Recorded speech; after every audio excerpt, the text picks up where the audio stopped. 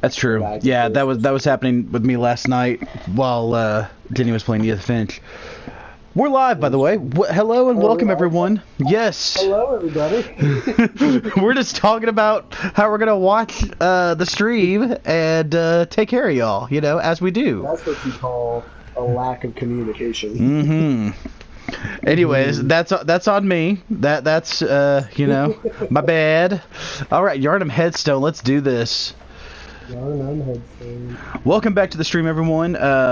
Thank you for everyone who was watching last night, watching Raven do What Remains of Edith Finch and run through that. A game that we've still been talking about today, just because it's just a very, very, very different game. If you guys didn't get a chance to watch it, it's definitely worth checking out. Even if you don't get a chance to watch the whole thing, just kind of watch the first few minutes or so, just to kind of see kind of like the style of it, because it is.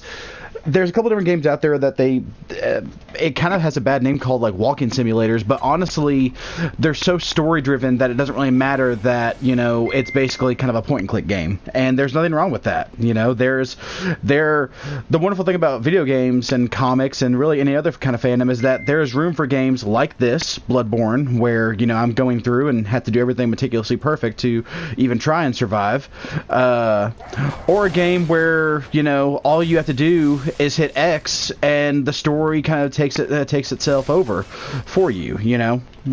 So yeah, so definitely check that out. It's definitely worth watching. But tonight we are back here on Bloodborne, as you can see, and our main goal is we're gonna take down Cleric Beast. It's gonna happen. It's gonna happen. Jacob has assured me that it's gonna happen today. Yes.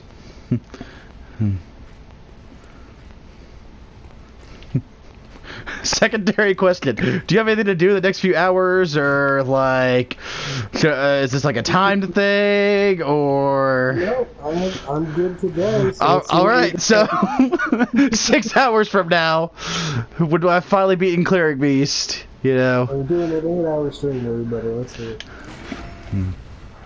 We follow through in our word. Also, I will say. Oh, I'm sorry. Yes. Nice. Thank you.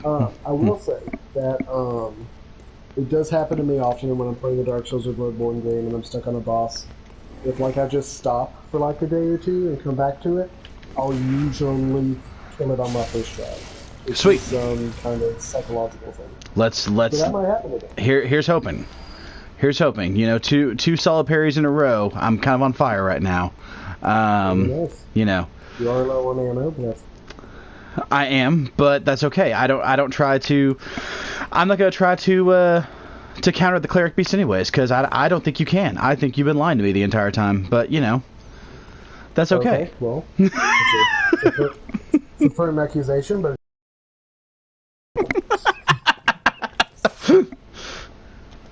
Just like, well, you know what? After being friends with you for over a decade, I think you're a liar. So, let's go. Let's fight the therapies. I gotta be honest, duty can be 2 blood vials. Sweet. I gotta be honest, I would love to turn this channel into a satire where we are slowly losing our minds and we begin to hate each other. But I don't think I could stick to it long enough because I think I'd be laughing too much. You know, yeah. Hard to do, man. It really is, and honestly, I'm still hoping that's what's happening to the people in the videos that play at GameStop. Because man, okay, next time y'all go in there, like, I'm not saying yay or nay on GameStop. I personally love GameStop, but you know, if you got your own thoughts on it, that's fine. But the videos on like that show on the TV are just like they go from being non-informative to impressively bad and annoying, like on more often than not. There's a few things that are okay, but like but every time I see them, I wish that like because they're constantly like correcting each other like jokingly, and like I wish one time one of them would just be like, well, you can go to hell, you know, just like in direct response to something that they said. I would lose my mind. I think that'd be the funniest thing ever. But yeah, by the way, for anyone who is, I mean, of course, as we continue these streams, you know, we keep going forward. You know, there are people who are quarantined, or people who are, you know, whether because they are sick or because they are, you know, just trying to stay healthy.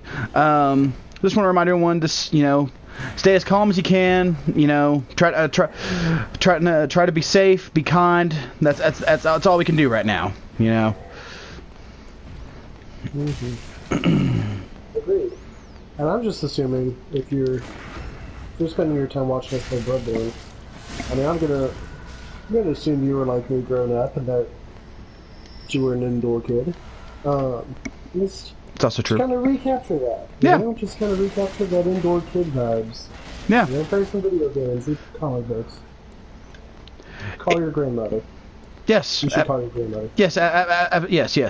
Yes. Take this time to call any loved ones that you have. Yes. Absolutely. Even while watching the stream, you can have us going on in the background. We won't scream too loud. I promise. You know, just like. Absolutely. You know. I'll only swear a few times. Don't worry about it. Exactly. You know. Sure, your loved ones have heard worse. That's a heavy possibility. All right. Are we ready? Are we ready? I've got 2 pebbles, 2 bullets, and 15 blood vials. Let's do this. Boy, throw a cleric piece in there and you stew, man. Hey there, demons. It's me, ya boy. It's a cleric beast. So happy to see you. He is, isn't he? I wish all of my friends screamed like that when they saw me. Oh, I'm going to now.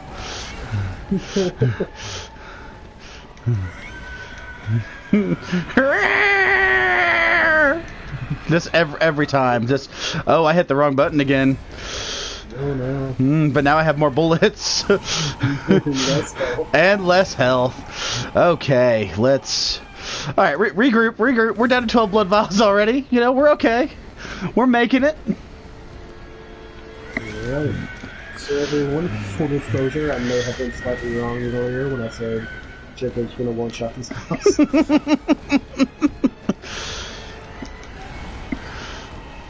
Look at that whiff. That was good stuff. I thought that was a stagger attack. It didn't have the desired effect. He was not staggered. I mean, you won't stagger a boss the first time you hit him. Oh. I didn't even think about that. Oh yeah, it takes some beating. My blood echoes are. Trying to find them. That's not your priority right now. It's okay. What did you say? That's not your priority right now. This dude just unlocked the boss and turned around, trying to find like at most 100 blood echoes. Hey man, it was more than 100, so calm down there. This guy right now.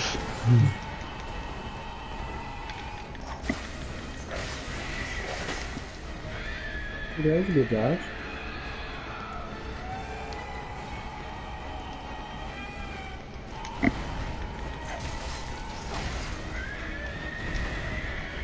Okay, you're doing some work.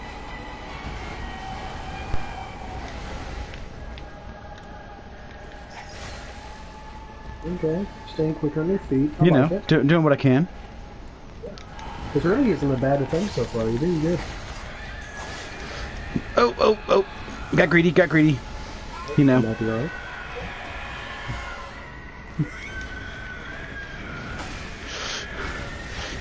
Crap, I can't see what's happening.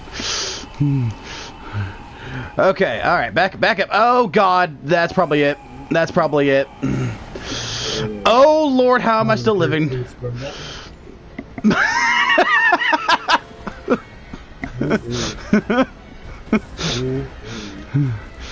How am I still alive? Tasty banana.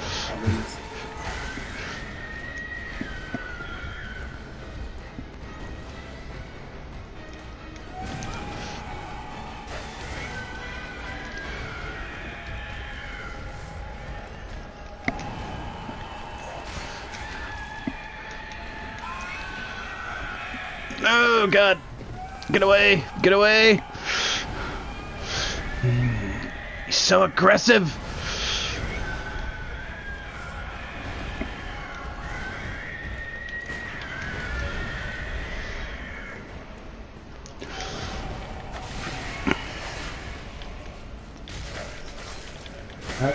I saw you try to carry him. I saw that. Okay, good, good. That's a good attack. Nice. Very nice. Watch out for that command grab. That one would have killed you. So Yeah, yeah. No. I'm sure that's a one-hit KO, isn't it? Yeah, pretty much.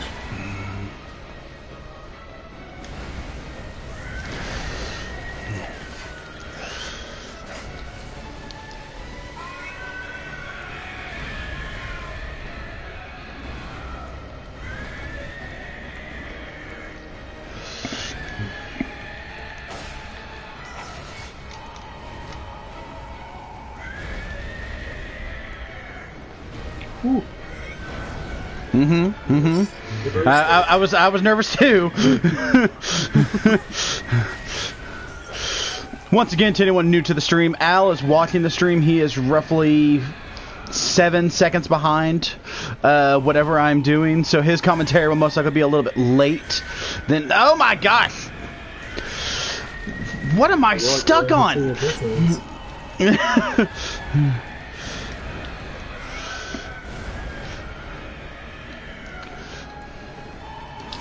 Look at you. Dear diary, today my friend saw God.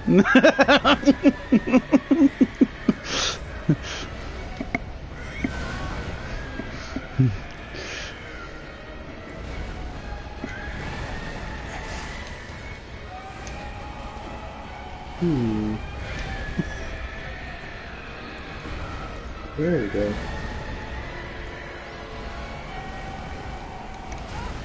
Dang it. Didn't time out my roll well. Alright, last blood vial, that's it. And he's a little under halfway. I don't see this ending well. But you know what? We're going for it. I'm doing it. Should just play flawlessly right here. Here's hoping.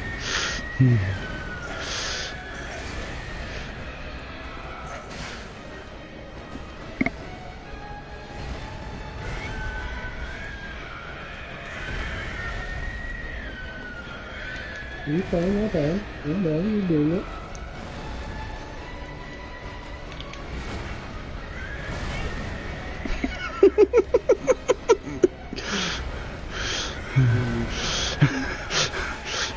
Look at that.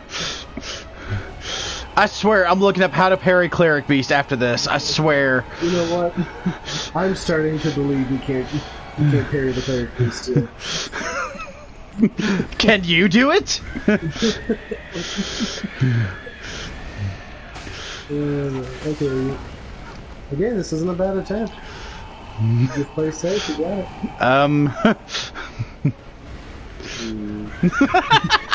it. Directly, like, what's funny is that, like, on the stream, like, as you're saying that,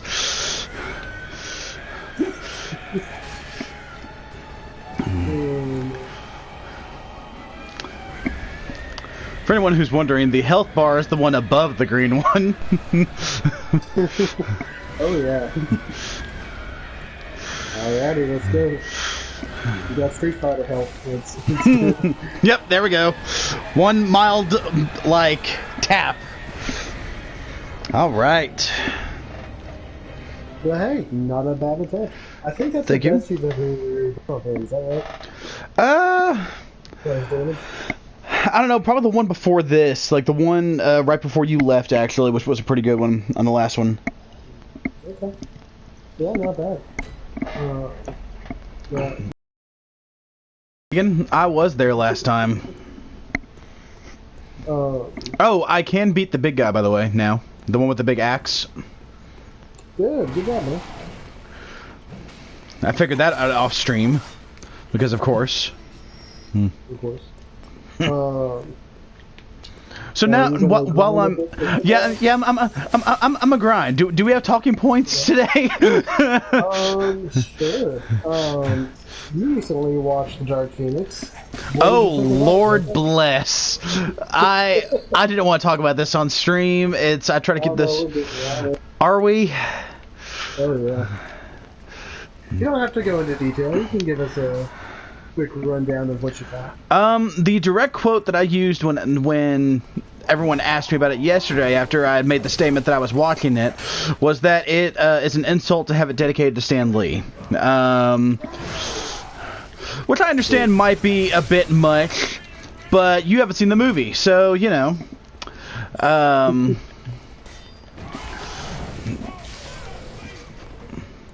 So yeah, no, it is very, very bad. I did not enjoy it. I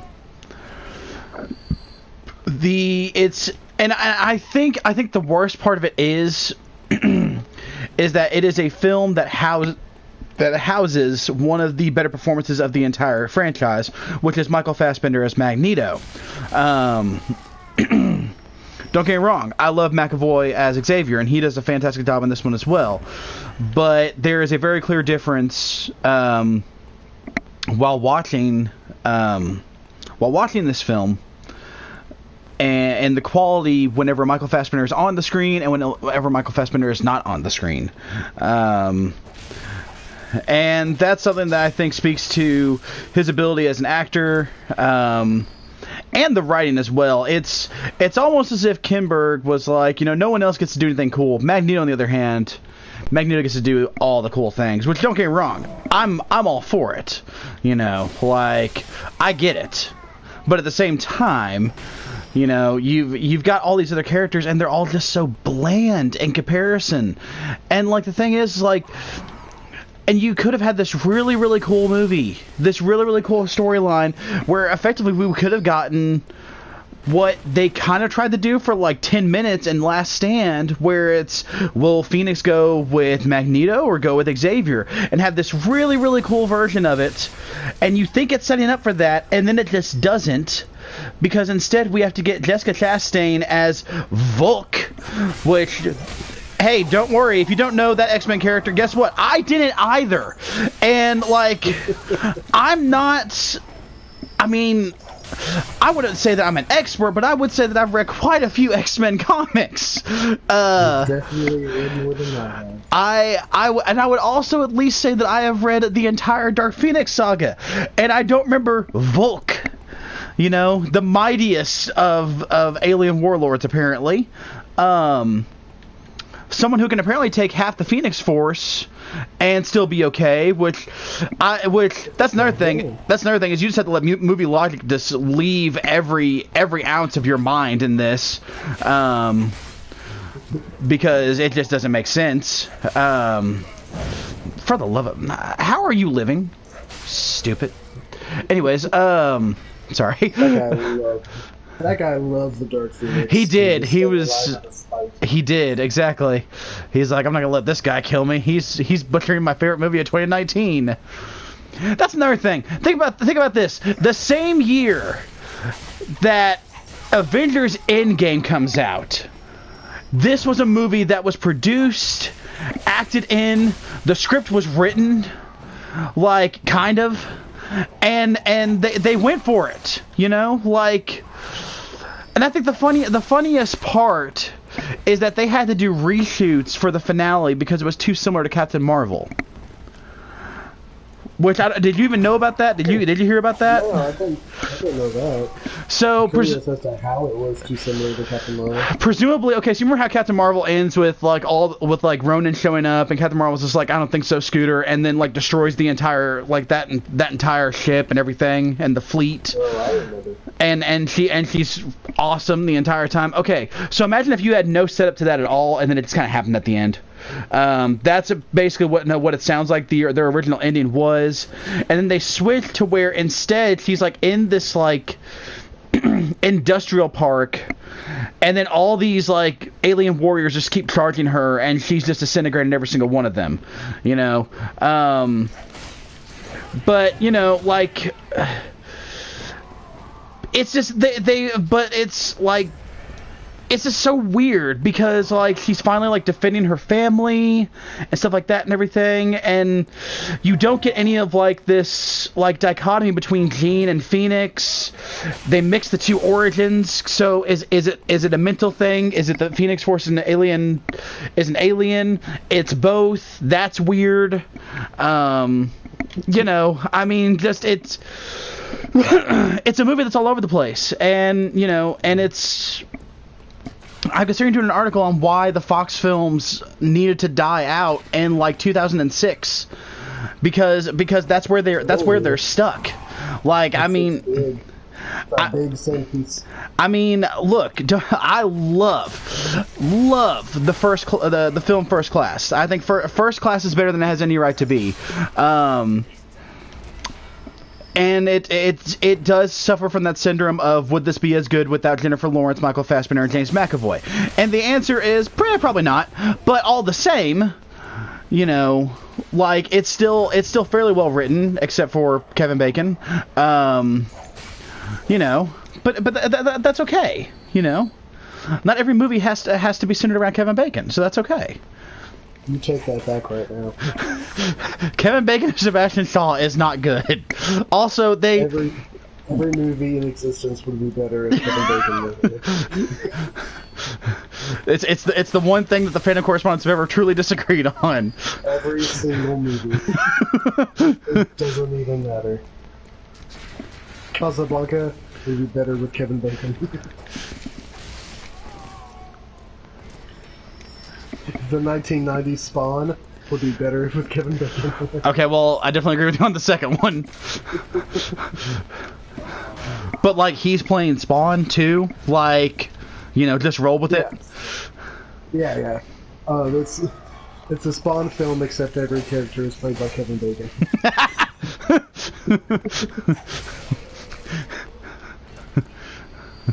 Violators, not CGI. It's yeah, exactly. Yeah, Violators, not CGI. It's just Kevin Bacon in a clown costume. You know, just.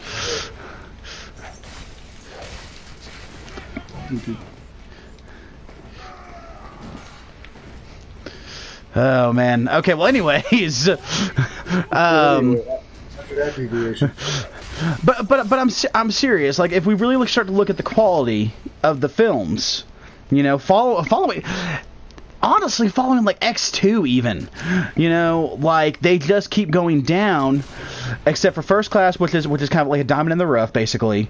Days of Future Past, which is 75% good, and Apocalypse, which is near unwatchable, and Dark Phoenix is just meh because none of us cared. And that, I mean, and don't even get me started on the two Wolverine movies, you know, because Wolverine is just bad. And the Wolverine suffers from Days of Future Past syndrome, where it has like I said, 75% is really good. That dog just fell to the floor. Okay. That happens. That's right. Yeah.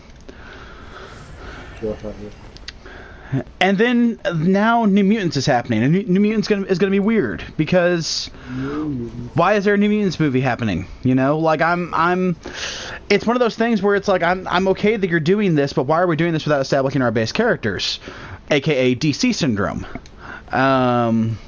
You know, which happens whenever a Suicide Squad movie is your second film, or excuse me, your third film.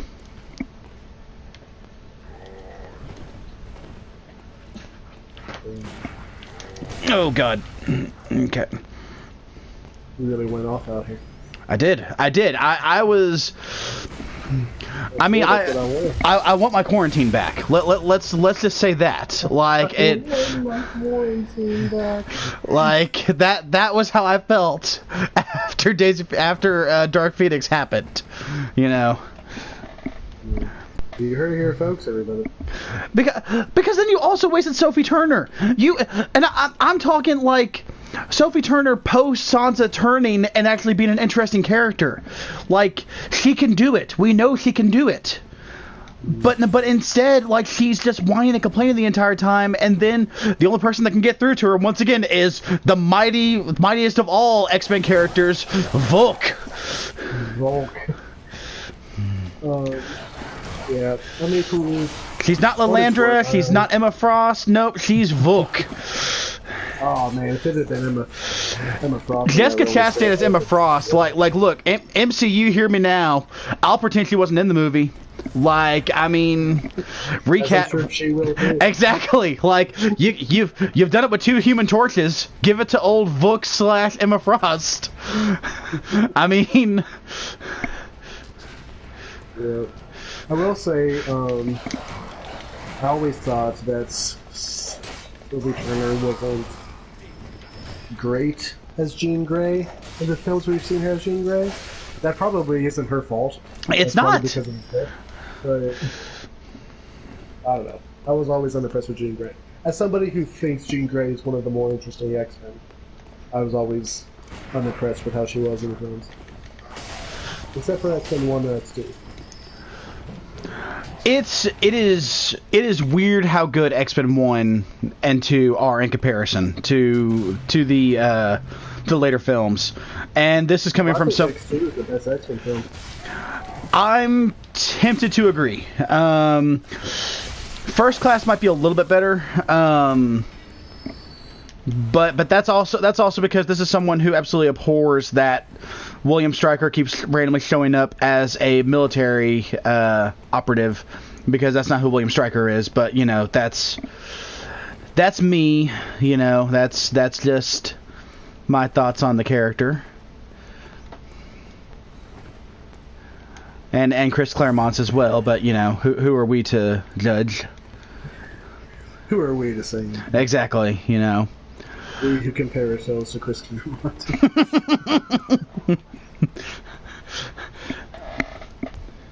And for the record, before anyone, because I've seen that argument before, then everyone's like, "Oh, but Stryker was ex-military, like he killed his own son because he was a mutant." Yeah, no, okay, no, I know, I trust me, I get it.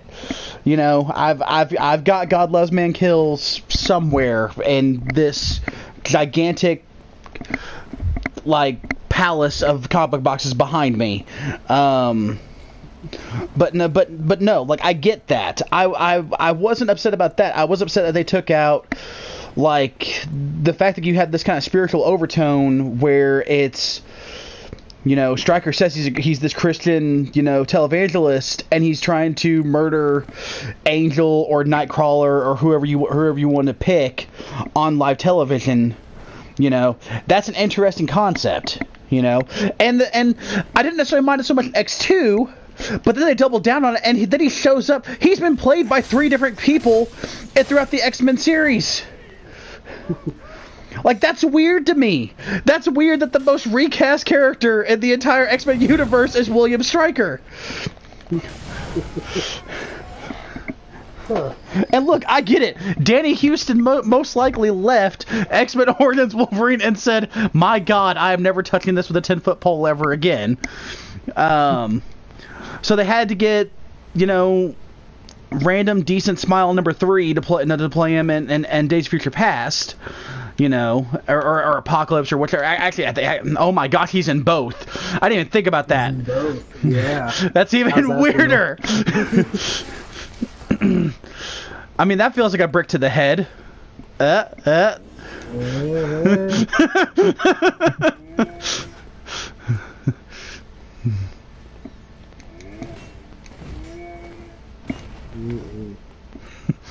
For what it's worth, I do intend to watch Dark Phoenix eventually. I mean, I'm sorry. I'm just really curious because the X-Men films are the most interesting thing about this superhero era of entertainment these last few years. Because, like, as you've already talked about, like, the quality is so spread out. It is. Between, like, X2 being like, wow, this is a legitimately really good film. Just something like Apocalypse, where it's just like, oh, cool, I would have been okay not ever watching this. Yeah, like it's there's a few films I've ever actually wanted to be like, I need money back. Like I don't want to have been here during this, and that was one of them. And like it's really interesting to me too that they reached a point after X-Men Last Stand where they were just like, this wasn't successful. I'm not sure where to go from here. And they had a pretty obvious option of just like, well, let's just reboot. And they said, no, we're not going to reboot. What we're going to do instead is we're going to kind of reboot. We're going to turn indecisiveness into like a genre-defining style. And we're going to kind of reboot it, but we're going to keep other people, and we're going to introduce like time travel and alternate timelines as like a thing you need to pay attention to if you're going to enjoy our movies. It's just like, you could have just rebooted. Like, I don't... you could have just chose one or the other. Which, by the way, I'll admit, I find it funny that both, like, as Days of Future Past, like, set that up, both Apocalypse, Logan, and Dark Phoenix all just avoid it. They're like, dude, we're not even doing the time travel stuff. Like, we're not even going to mention the other things that have happened. You know. It's just wild because you take the model of superhero films that have worked with the MCU, and what they did with the MCU was like, hey, we got a bunch of characters a lot of people love, but some people probably don't know a whole lot about. So what we're gonna do is we're just gonna introduce them with their own films. You know, we're gonna take our time. We're gonna build up the big stuff, and just focus on just being like, you know, this is who the characters are, because that's an accessible way to like present your product to an audience, where it's just like, hey, you don't know who Captain America is? Well, here's a film you can watch on its own to figure out who he is, and then it's gonna hint towards some more stuff that we're gonna build up.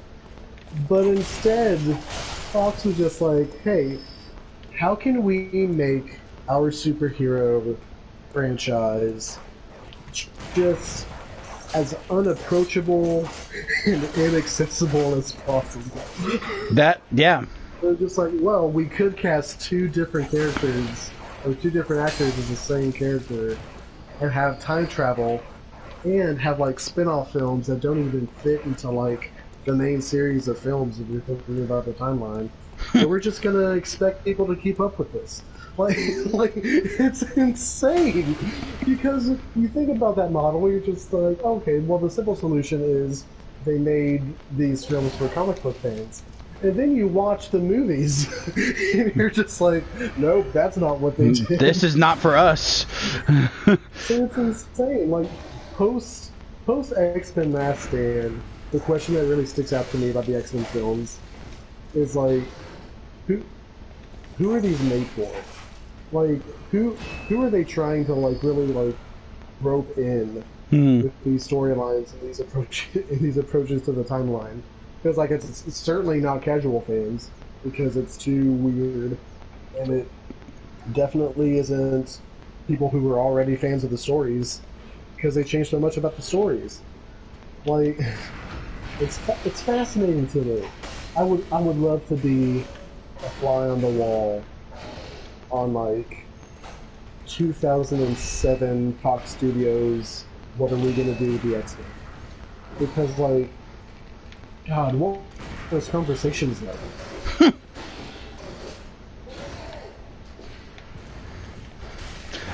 They were probably very like, well, you know, like, one of the things I've always heard, and like, I'm pretty sure I've mentioned this before on a stream or something, just because it's one of my favorite stories. You know, the main reason that, you know, that Kevin Feige wanted to do Marvel Studios away from any other studio was because he said he remembered having conversations with producers, and they said, so is Ant-Man half ant, half man? And immediately he was like, okay, no, we're gonna have to do this ourselves, you know.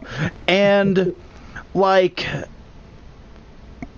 but then I also have to ask, like, was this a producer issue? Like, is that what happened here? Like, and And like that also leads me to thinking of if anyone hasn't watched it, I'm not even necessarily a huge Kevin Smith fan, but he knows what he's talking about half the time when it comes to like the intricacies of like filmmaking and comic books. His story about writing Superman Lives is something worth checking out. If nothing else, than just to realize how much a producer has with a film. I just lost that blood vial. But yeah, and if I go down there, then I have no way back up. But I want to get that blood vial. I'm not doing that. No, we're just gonna go back around. Anyways, but that's something worth watching. Then you get to start paying attention to how important a producer actually is, because so many producers, not writers, not directors, producers, will just randomly say, this needs to be in there. And you're like, well, why does it need to be in there? And then they're basically just like, because I want it. And you're like, okay, because they're the producer. They're the ones that's making this happen. And that also explains why some of your best directors, and some of our favorite directors, I mean, Just look at the people who write and direct all their own stuff. You know, next time, and write and direct and produce their own stuff. And trust me, there are some that are definitely exceptions to that rule, because there are some that you're just like, why is this person even in the filmmaking industry? But the person I always think of when I think about that is Christopher Nolan, because Christopher Nolan has complete creative control of everything he does. At least when it comes to his own personal films. And, you know, you can clearly see the quality of them in Inception, you know, Interstellar, Prestige. It's probably one of my favorite movies of all time, honestly. You know, Memento's great. But yeah, you know, I mean, it's something, it's so weird. It just... And like you said, to have been a fly on the wall during those meetings, like...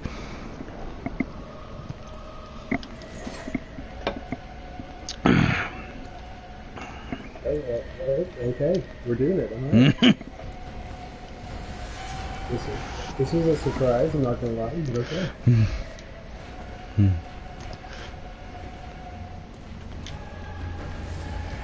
Well, at least you got your blood. I did get my blood echoes.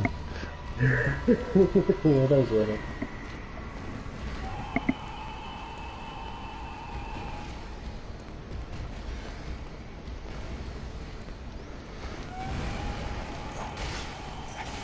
Yeah, that's what it is again.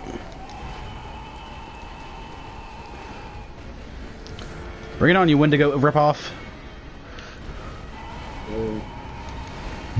I've resulted to insults. This is how it begins. Yep, destroy that for me. Thank you. Give me room to move. I did not know I could stay locked onto him while he was doing that. Oh no, the carriage is in the way. What are you going to do? Destroy the carriage. Yes, perfect. Alright, cool. I hate these carriages. Well, I want room to move in case I need to.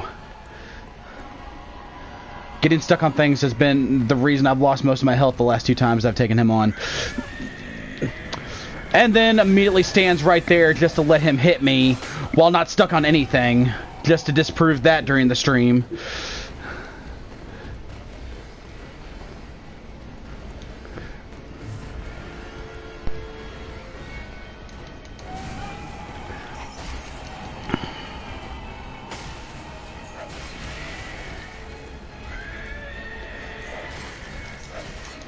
Nope, nope, nope, nope. Okay.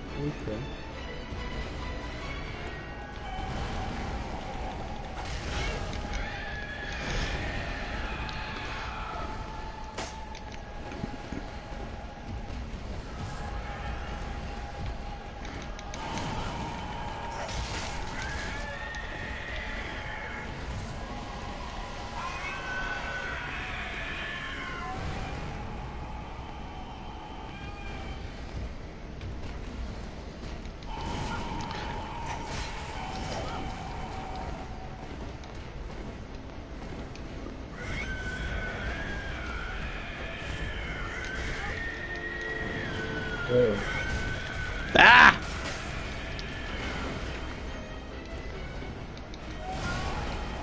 Well, that sucked. At least I saved 3 of my blood vials, so there's that. There we go.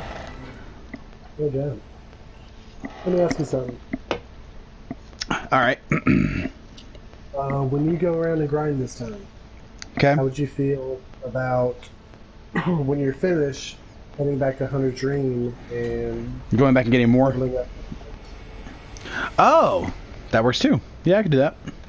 You can do that.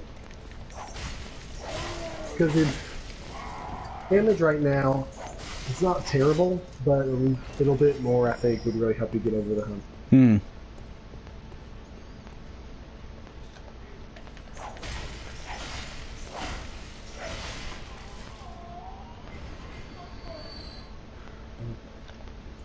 Alright, well, that was a good conversation about X-Men films. It was. Yeah, no, I basically blacked out. What were we talking about? I don't... It's wild. Don't know who that is calling me. So Alrighty. I actually have a list of talking points for grinding time. Oh, do you? Here we go. Yes, I do. I came prepared. Fantastic. Animal Crossing. Animal Crossing. Oh, goodness. How are you enjoying that? Oh, I love it. It is the opposite of Dark Phoenix. It cheers me up when I need it the most. You know, Yeah, like. So they should have advertised the game. Animal Crossing New Horizons. It's like the opposite of Dark Phoenix. People would just been like, I don't know what that means, but I get the feeling that it's good. Because nobody watched Dark Phoenix. I hate when I get the parry, but I accidentally dodge away instead. Ooh. And then the next time, my timing's so far off that just Bloodborne probs. Just Bloodborne probs.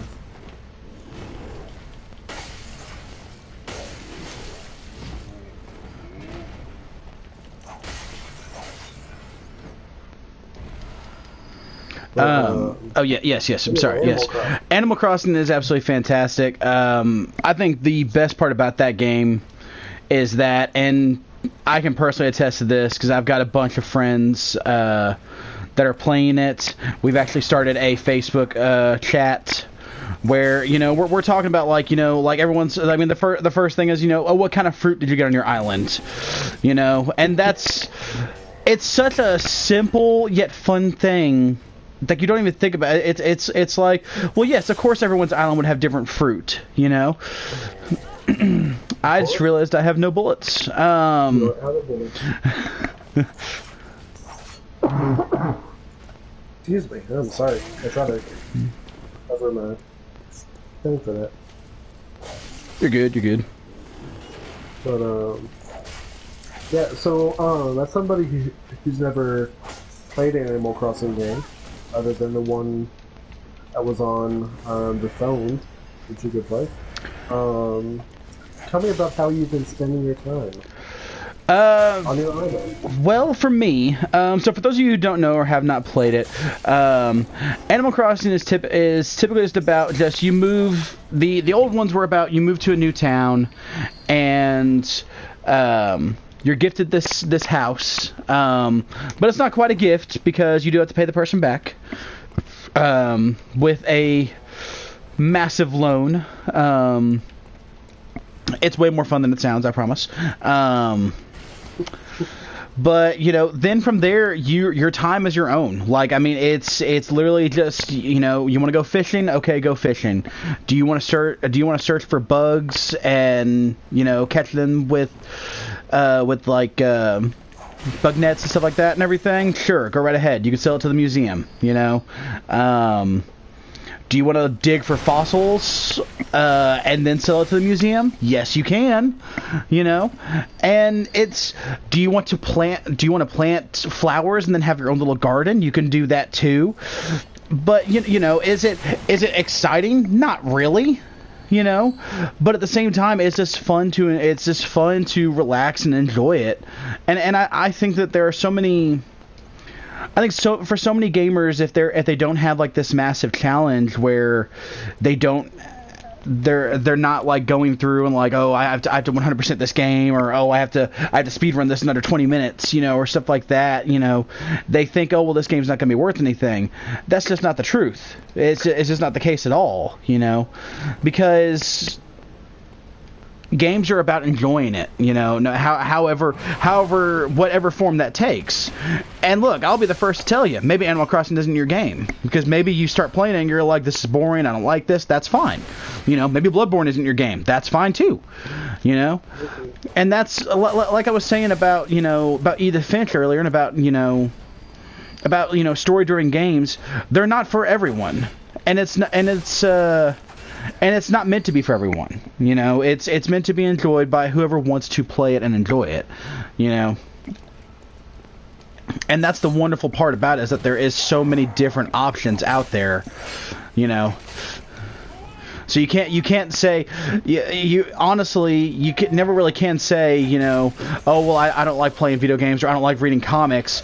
It probably just means you haven't tried the right ones. You know, more often than not. Now, there may be some people that are just like, I just don't enjoy them, and that's okay, you know. But with Animal Crossing, like, it's literally just the most relaxing game I think I've ever played, you know, and that's very comforting to have, especially in a time like this. You know, I think it came out at a perfect time, really for the entirety of the world, but especially for me, you know, because, I mean, you wake up, you look at Facebook, and then you don't know what you're going to see anymore. But, you know, you wake up, you turn on your Switch, and then you're like, okay, well, there's a little dodo bird that runs an airline, because dodo birds are flightless, and that's hilarious to me. You know, that's hilarious and adorable. You know, his name's Orville. You know, and that's great too. His name's Orville. How can you hear that a tiny little dodo running an airline's name is Orville and not at least smile? Like, you know. And that kind of goes back to, you know, what I've always said, that there's a certain charm that these games have, that you know, that people either don't understand, or they've kind of moved away from whenever they're doing a lot of big AAA titles, you know, or whenever, especially when they do any kind of like annual release, you know, where it's just, okay, here's the same formula of 3 years ago, just with a different skin and more loot boxes, you know. Whoa. Calling out the game industry. Just saying. I mean, some could say I'm being the Dark Souls of critics right now. You know what? I'm sure a lot of people would say that. And it would make just as much sense them saying it as it did just now. No, I've never played an Animal Crossing game, but from what I understand of it, and from how people have described it to me, it kind of reminds me of what I used to do in college. When in college I was very overworked, and I was very sad all the time. And something I did to kind of relieve stress was I popped in a Dynasty Warriors game and put it on easy mode, and just kind of jump in, and it was something that I didn't have to think about extremely hard, but it was just something I could do. It was an easy thing I could just kind of relax with and kind of empty my mind with. And at the end of the day, I was still able to just be like, oh yeah, I'm playing this character. Like, he's great. Oh man, I love him. And, you know, while this game is basically on autoplay, but you know, this isn't like a challenging game at that point.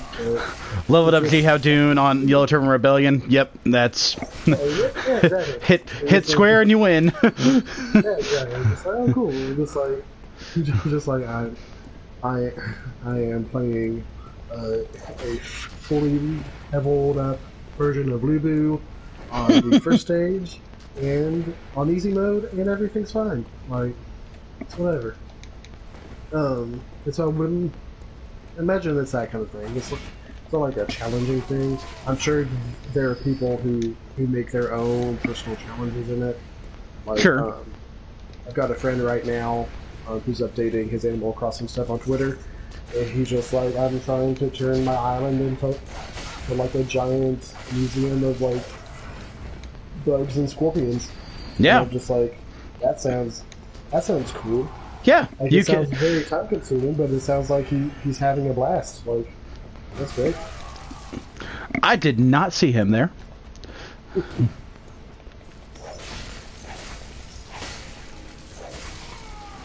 But no, I mean that's the other thing is that they have made it to where, you know, you can do stuff like that, so that like when other people, like the online component in it has been wonderful, you know, because it's just, you know, whenever people come to your island, you know, it's what are they going to see? You know, what do you want to do to make yours kind of stand out? And that's kind of a cool thing, you know.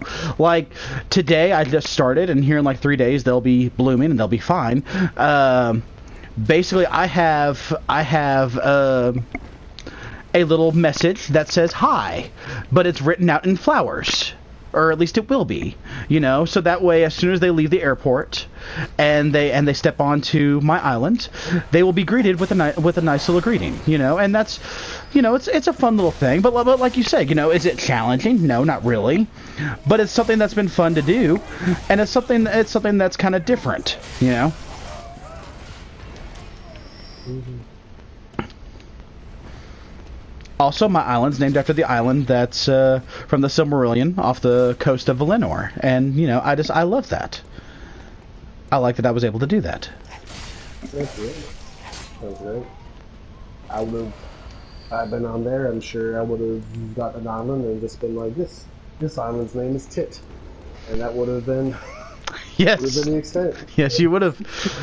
And now I kind of want you to get Animal Crossing, you know? Just so I can randomly visit Tit. You can visit Tit Island.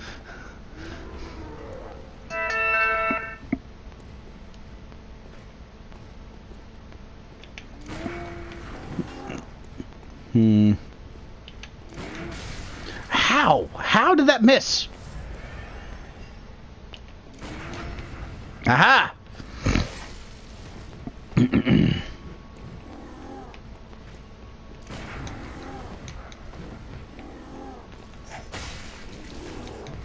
Nope. Nope.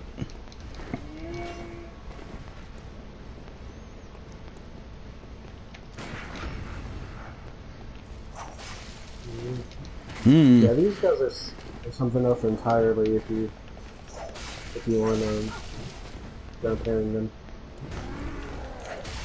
New kind of thing.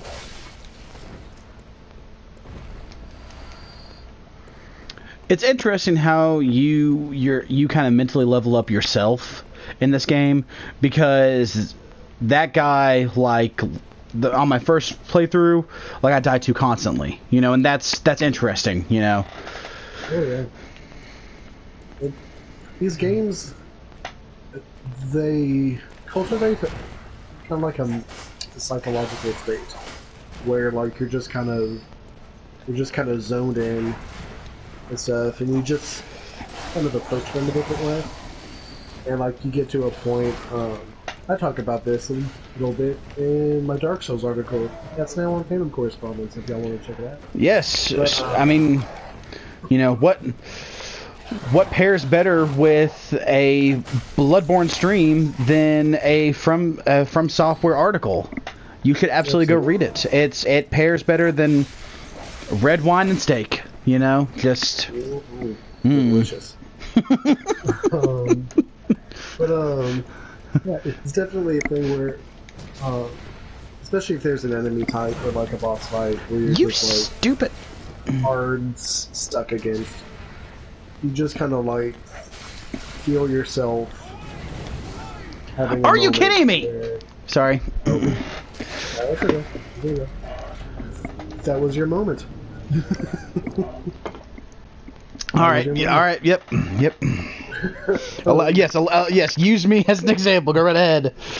But no, you just get to a place where you have some moments where you're just like, okay, I'm gonna struggle, and like it won't be pretty, but I'm going to figure out what this enemy is or what this boss's patterns are, like whatever it might be. And like you get to a point of resolve, and you're just like, no, I'm not gonna lose. Like this is like, sure, I'm gonna lose. I'm gonna lose a bunch of times, but like I'm not like the game won't win. Like that's kind of the difference between these kinds of games and other kinds of games, where it's just like, yeah, you're gonna lose, but there's a difference between you losing and allowing the game to be that kind of thing. I will readily admit, Neo absolutely beat me. I think that was the one. For anyone who watched that stream, God.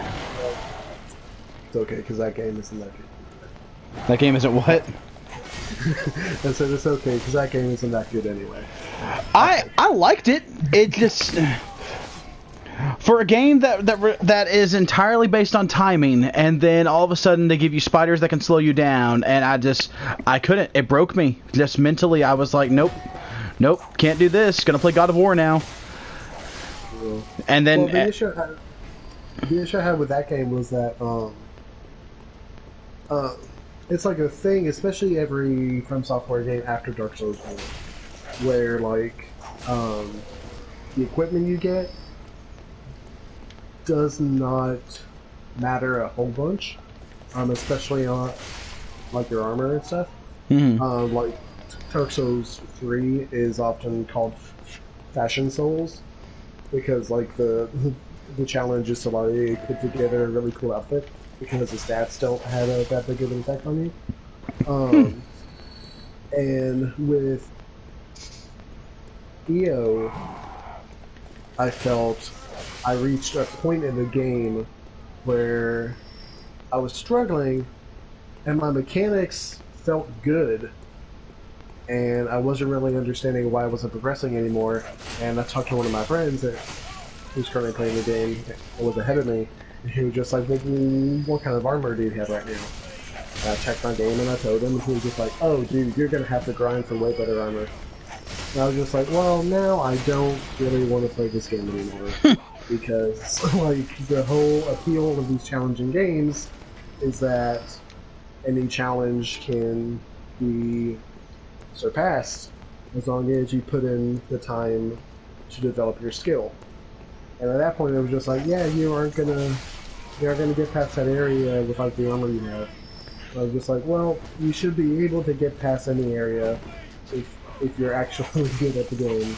So I think I'm done playing this. It's doing like that. If I could, I don't know. I could just. That's probably a very like From Software attitude to have because I played this game so much. But I was just very over it at that point. I can understand that, you know, and the second one did just come out. I haven't played it, so I'm not sure. They may have changed that up, but that was definitely one of the big things I remember about it. You know. Was like you did need to have like the right you were constantly upgrading your armor, upgrading your weapons and everything, and making sure you had like the best stuff that you could. And for me, I always played very much a hit and run, so I used the I can't remember what it was called, but it was basically like like a flail basically. Where did that guy come from? Oh my gosh! Happy Yarnum Life Day, everyone!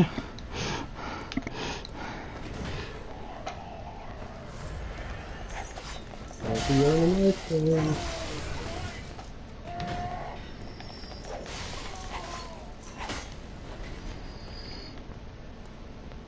Yeah, you got this. It's fine.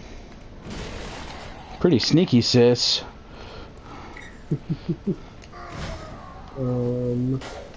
Let's see, where's my list?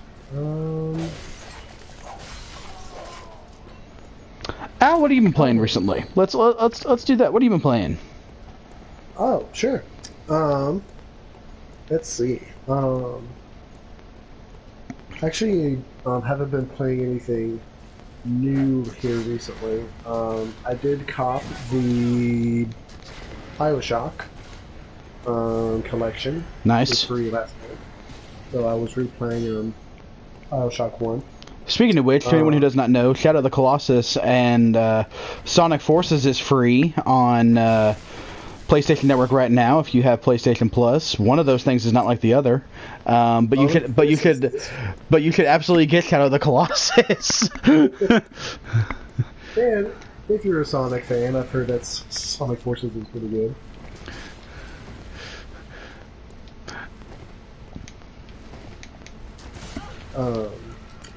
I actually helped out my roommate Harry for his YouTube channel.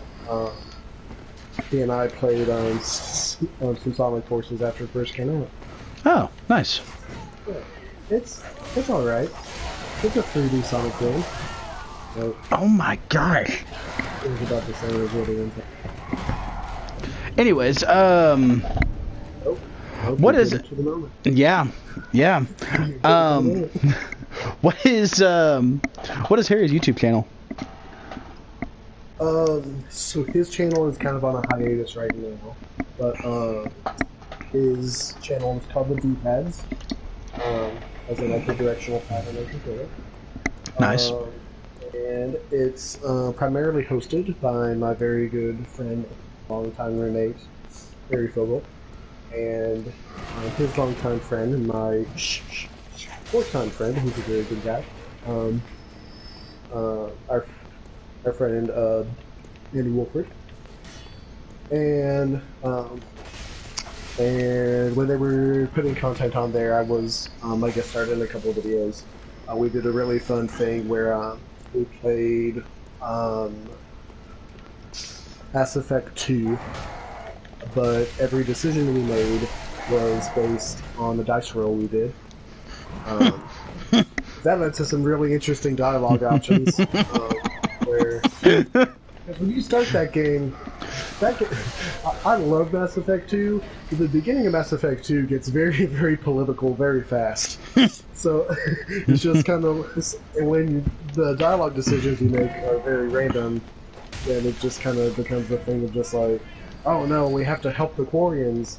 And then on the very next scene, you're just like, fuck the Quarians, we gotta get out of here. And you're just like, oh wow, Shepard, it's really hard to get a read on you right now. But that was really fun. Then we did a video on Sonic Forces, and then I guess started in a video when Injustice 2 first came out. We played a bit of it together. Nice. And Injustice 2 is fantastic. It is. I believe Harry plans to kind of revive that channel a bit once his work schedule kind of clears up. And right now he works like 4 p.m. to like 12 a.m., which is not very conducive to creating content. It's true. Doing almost anything. That's true. So once he gets his schedule worked out a bit, then you can probably expect some more content on the channel, and possibly some collaboration projects between D-Pads and Fandom correspondents. I would be happy to do that. Yeah. I fully support the D-Pads and plan on checking out some of the older videos here soon. Absolutely. Fair warning: our stuff on D-Pads is not quite as family friendly. That's a lot of stuff on Fandom correspondence. I mean, you know, we'll have moments where we're not too, so, you know. But, anyway, yeah. So, I'm honestly haven't been playing a bunch of video games right now. I've been kind of, it's all kind of a waiting period until I can play Doom Eternal, if I'm being totally honest. Very, very excited for that one as well. However, I have been involved in a bunch of Dungeons and Dragons campaigns. Oh, nice. It's kind of been how I've been spending a lot of my free time. It's either playing a campaign, or tuning up my characters for their campaigns, Mm-hmm. stuff like that. And honestly, I was talking to a couple of friends the other day.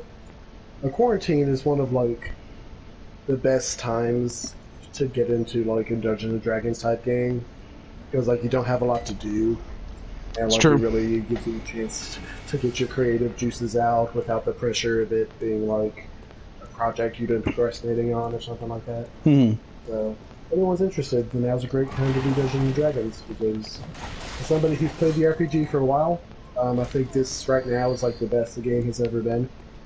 So it's a good time to jump into it. So where would you... Okay, so... Alright, let's... I don't think we've ever actually discussed this. If I was someone who wanted to start up a game, you know, with some friends, but I have no idea about, you know, being a DM or anything else like that, what are some good tools that I could look into? What research do I need to do? YouTube videos I need to watch? Or honestly, is there even just, or is one of the Dungeon Master books just a good starter? You know, is there any particular ones that you would suggest? Yeah, sure. So right now, the version of Dungeons and Dragons that's being played and content that's being created for is the 5th edition, because it's a lot like continuous service games like that. Overwatch is on like version 1.87 or whatever it is. Mm-hmm. Since Dungeons and Dragons has been around since the 70s, it's now on its 5th edition. For someone who doesn't know a lot about the game and wants to jump in, 2 things I really recommend investing some time into is there is a show on YouTube. It's live streamed on Twitch, but then the VODs are uploaded to YouTube for easy consumption. It's a show called Critical Role.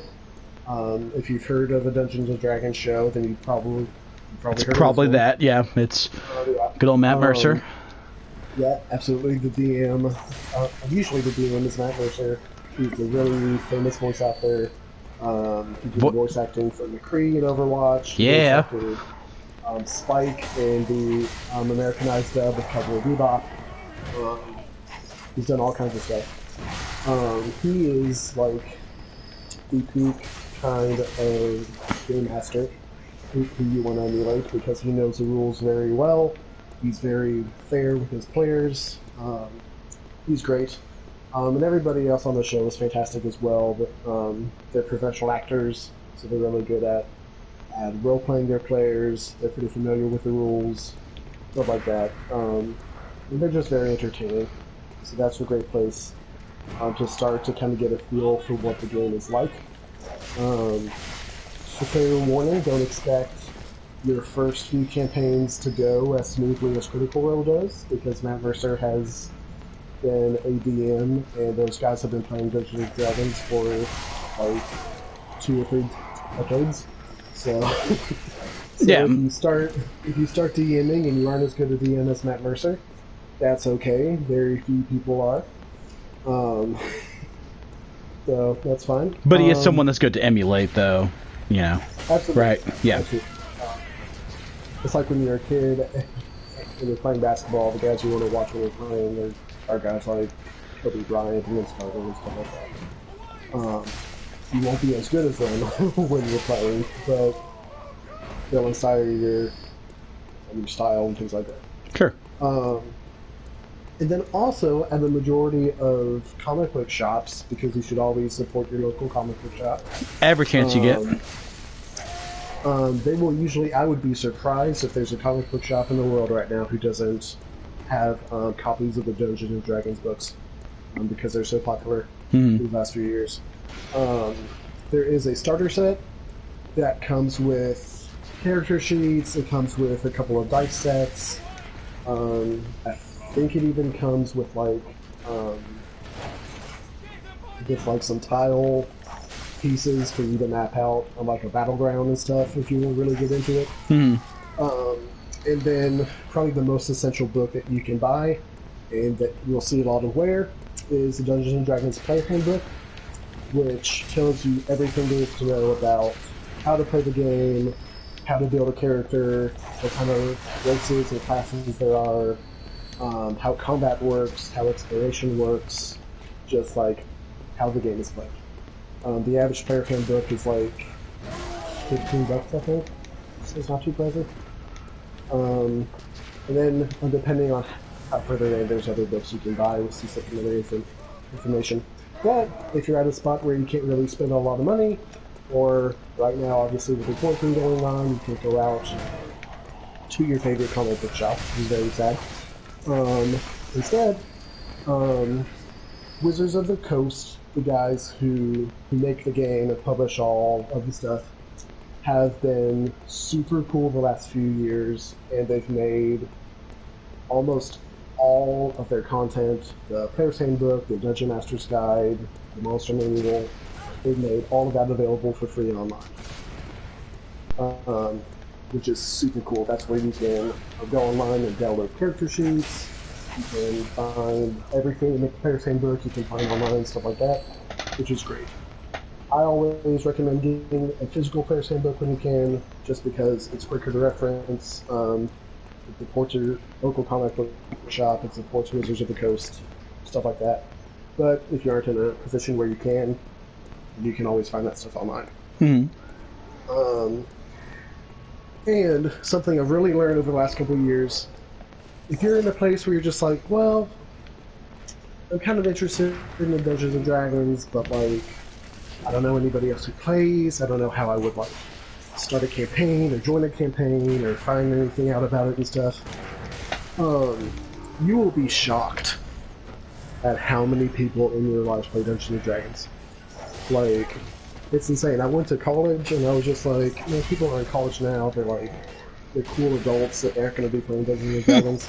Like, I knew more people who played than who didn't play by the time I got done with college. Like, it's insane. I go to a coffee shop now with my roommate, and like, I get to talking with somebody, they say, oh, I like your shirt because I'm wearing a D&D shirt, and come to find out this random person plays Dungeons and Dragons. Like, there's tons of people who play. And the majority of them, again, will usually be at your local comic book shop. Oftentimes, comic book shops will host nights for Dungeons and Dragons where you can go and jump in on a campaign with people who play it, stuff like that. I mean, honestly, like, it sounds like a no-brainer because it's Dungeons and Dragons and it's a social game, but like the best way to really get into it is to just talk to people who play it and go to events and just kind of like the, hey bro, do you ever play Dungeons and Dragons or anything like that? Because again, you'll be surprised, you'll be shocked at how many people are just like, oh, hell yeah, I play Dungeons and Dragons. Like, oh, yeah, dude, what's your favorite class to play? And stuff like that. Like, that's by far been my experience. Didn't I want to be a dwarf archer at one point? And I think it was technically Pathfinder, but it's, you know, it's a similar game. And you hated that I wanted to do that because you said it was the most difficult thing to make up from a character sheet standpoint. Well, here's the thing. That was how it was in Pathfinder. Ooh. Because Pathfinder is honestly an inferior role-playing game. Gotcha. Now, especially with 5th edition, the reason why I love 5th edition Dungeons and Dragons so much is because the guys at Wizards of the Coast took an approach to the game where they were just like, hey, we really want this to be popular. Again, to use the MCU analogy, we really want this to be popular. How do we do that? We make it easy to get into, and we simplify stuff so that it's more accessible to people who haven't played. Because like, you can read like the first like 3 chapters of the Player's Handbook in like half an hour, and you'll feel pretty comfortable with how Dungeons and Dragons is played. Like, they've really done a good job of simplifying the mechanics while still allowing a lot of variety and a lot of reward for experienced players as well. They've just done a really good job with it.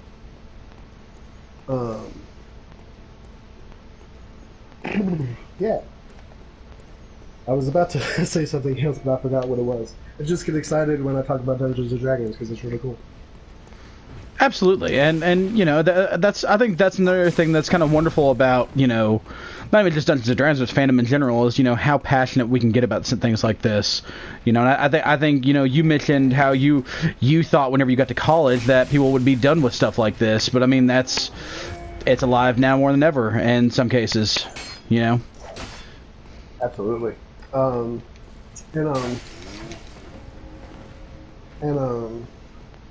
something else that's great, as far as the game goes, is that just the way that the game is played. It's a really, it can be a really cathartic and therapeutic outlet as well, for your creativity, for stress, whatever it is. Right now, Dungeons and Dragons is really popular among child psychologists because they're able to use it as a form of play therapy, and the way that you get into your character and you role play and you have a lot of agency over what happens. It helps kids who have been through trauma or who are going through stuff take agency in their own life and get that kind of practice of asserting themselves and understanding the world around them through this kind of game. And that's also very true of adults as well. You know, I've always said that the cool thing about fiction and about fandom, especially video games and Dungeons and Dragons, is that you get to do things and live lives that you would not ever have the ability. And it's incredible how inherently human and inherently real those experiences are. And it's very cool. And I feel like I've gotten closer to my friends who I play Dungeons and Dragons with. I've gotten closer to them over the years than I would have if we hadn't shared this game and shared those experiences. Just because it really just cultivates friendship and confidence and things like that. So, yeah, it's not just for nerds anymore. Like, it's really not. If someone as cool and professional and successful as like the Critical Role guys can jump in and play Dungeons and Dragons for 8 hours a week, like anybody can. That is pretty awesome, you know. Yeah. And if you guys ever have questions about how to get into it, I talked about this when I wrote about it on the site. Feel free to reach out to me on the page. Just send us a message or a comment or something, and just be like, "Hey, Al, I want to play Dungeons and Dragons and I don't know what to do," or "I have this idea for a campaign, but I don't know how to tweak it," and stuff. I will be happy to either answer your questions or point you in the direction of where to go. And I'm sorry, but that was incredible, Jacob. Was it? Was it? Oh boy. I used to be able to time that so much better to where I could get the actual, like, frickin' Indiana Jones orb to kill them, you know. That's good stuff. Anyway, yeah, if y'all ever have questions about Dungeons and Dragons, then feel free to reach out to me on the page. And I'll be happy to talk to you about it.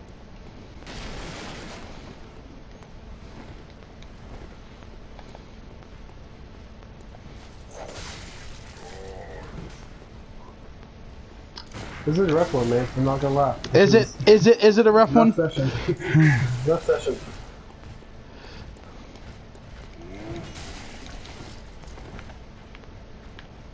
I got my list where you deal with these big uglies. These in sync big uglies as well. Notice that, yeah, they're. These guys are just you know, into it. So, oh boy, what's gonna happen? I've got our next talking point, but I'm gonna wait. I want to see what happens with this. Yeah,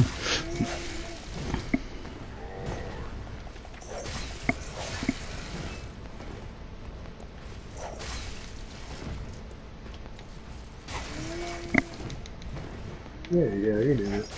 Oh boy. Let you kill this guy and then I'll... Well, because the other one's stuck in a pole, which, you know, I feel bad for him. You know, it's something you gotta make a living how you can. You know. Yeah, you got to. You know. What would you do if your son's at home, crying all night on the bedroom floor? If your son's the only way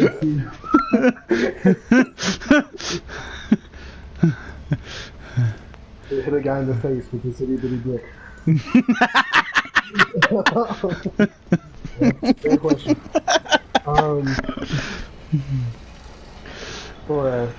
Yeah, that's right. How's that R&B reference? Anyways, that's gonna be stuck in my head now. Oddly enough.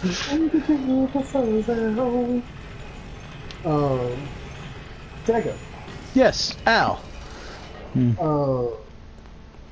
I figured this would be a good question for anybody watching at home, but also for myself, seeing as how I don't read current comics right now.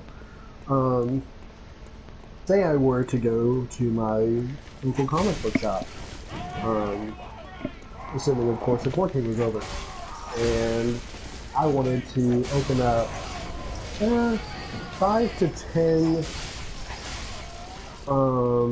comic pools that I want to spend my hard-earned cash on. Okay. Which 5 to 10 titles would you say, yes, absolutely, you should read these every month or 2 weeks or however often they come out? Okay. All right, man. This is a great question, actually. All right, so off the bat, we're gonna go by company, actually. So we're gonna start off with Marvel. Okay. And first and foremost, it really depends on how much you want to read, because the Jonathan Hickman stuff that's happening with X-Men has been really good, but it does have a rather classical issue of where every single book that is coming out in the X-Men universe is important to the main story right now. They're good, so, you know, it's not that you're going to be having to read one that you don't enjoy. But the problem is that there's, I think, including Wolverine, and I haven't read Cable yet, so I'm not sure how essential Cable is, but let's just say it is. As of right now, there's like 7 monthly books, with like 2 more coming out next month, or excuse me, this month. And so, you know, that's right around $30 to $35 right there. You know, that's a lot. You know, that's a lot to spend on one storyline. You know, so I totally understand if that's not something that you're wanting to get into. But if you are interested in the X-Men universe, I can solidly say that they are fantastic right now.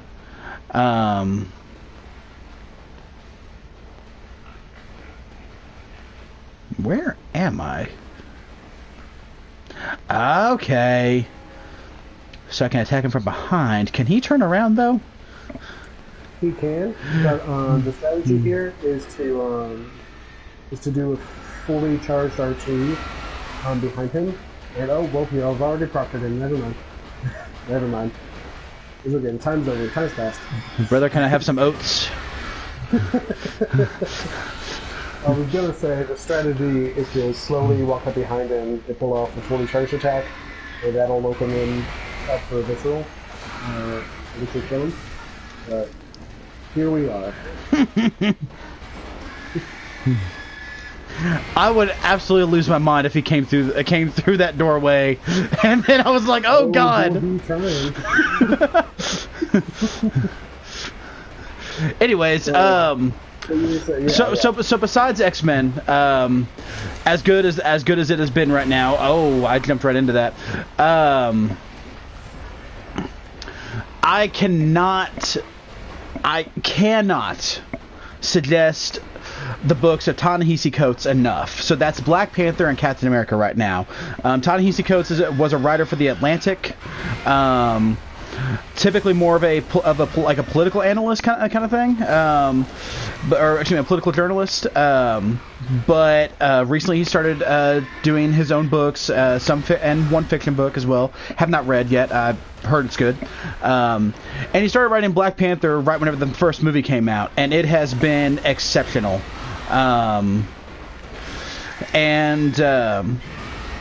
After Nick Spencer butchered a 80-year history with Captain America and Secret Empire, and I almost hated everything about comics and everything that ever happened. After that almost happened, oh dear, no, let's not do that. But after that happened, Ta-Nehisi Coates took over after Mark Waid did. Mark Waid did about a five issue run, and it was very kind of classical, kind of stuck to kind of old school Captain America stuff. And then Ta-Nehisi Coates took over, and it's been amazing. It's been Josh, my brother described the Y Sage for the Fan Correspondence fans. Described it as, it asked the same questions that Secret Empire did, but in the way that is actually necessary, and it actually works. Yeah, and I mean, and they ask you a lot. There's a lot of controversial questions. What does it mean to be a patriot? What does it mean to actually believe in your country, even if you don't believe in everything that's happening in it? What does the flag even mean anymore? That's a central question. Turn on the stream when you're getting quoted. Yes, you are. Because Al asked me what are 5 to 10 comics the current comics that you would absolutely suggest people to start pulling. And the first one I said was Jonathan Hickman's X-Men stuff, for Marvel. But if you don't have the $30 to $40 that it would take to get everything that is necessary for it, Ta-Nehisi Coates, Captain America, and Black Panther is another great one. But yeah, no, I mean, but it asks essential questions, like I said, what does the flag even mean anymore? What does this country even mean anymore? And what does it truly mean to even be American, and or just a good person in general?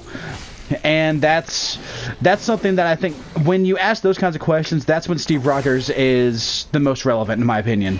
And when it's done well, you're going to be getting some of the better comics that are out there.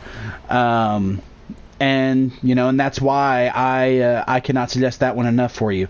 Black Panther, on the other hand, okay, Black Panther has just been wild. It's just been crazy, okay. The last 20 issues or so, T'Challa has been in outer space. Outer space of all places, craziness, and doesn't know, had amnesia, didn't know where he was, didn't even know his name, didn't even know who he was. Come to find out that it is literally called the Intergalactic Empire of Wakanda. And apparently, this entire civilization started from Wakandans being sent out to other planets. And then they set up this empire, and now this has happened. And so T'Challa somehow ends up there, and he has no memories. And then you realize that all the slaves that this empire has have their memories taken away from them. Their names are taken away from them. They are literally called the Nameless. And right from the get-go, I mean, obviously that says a lot.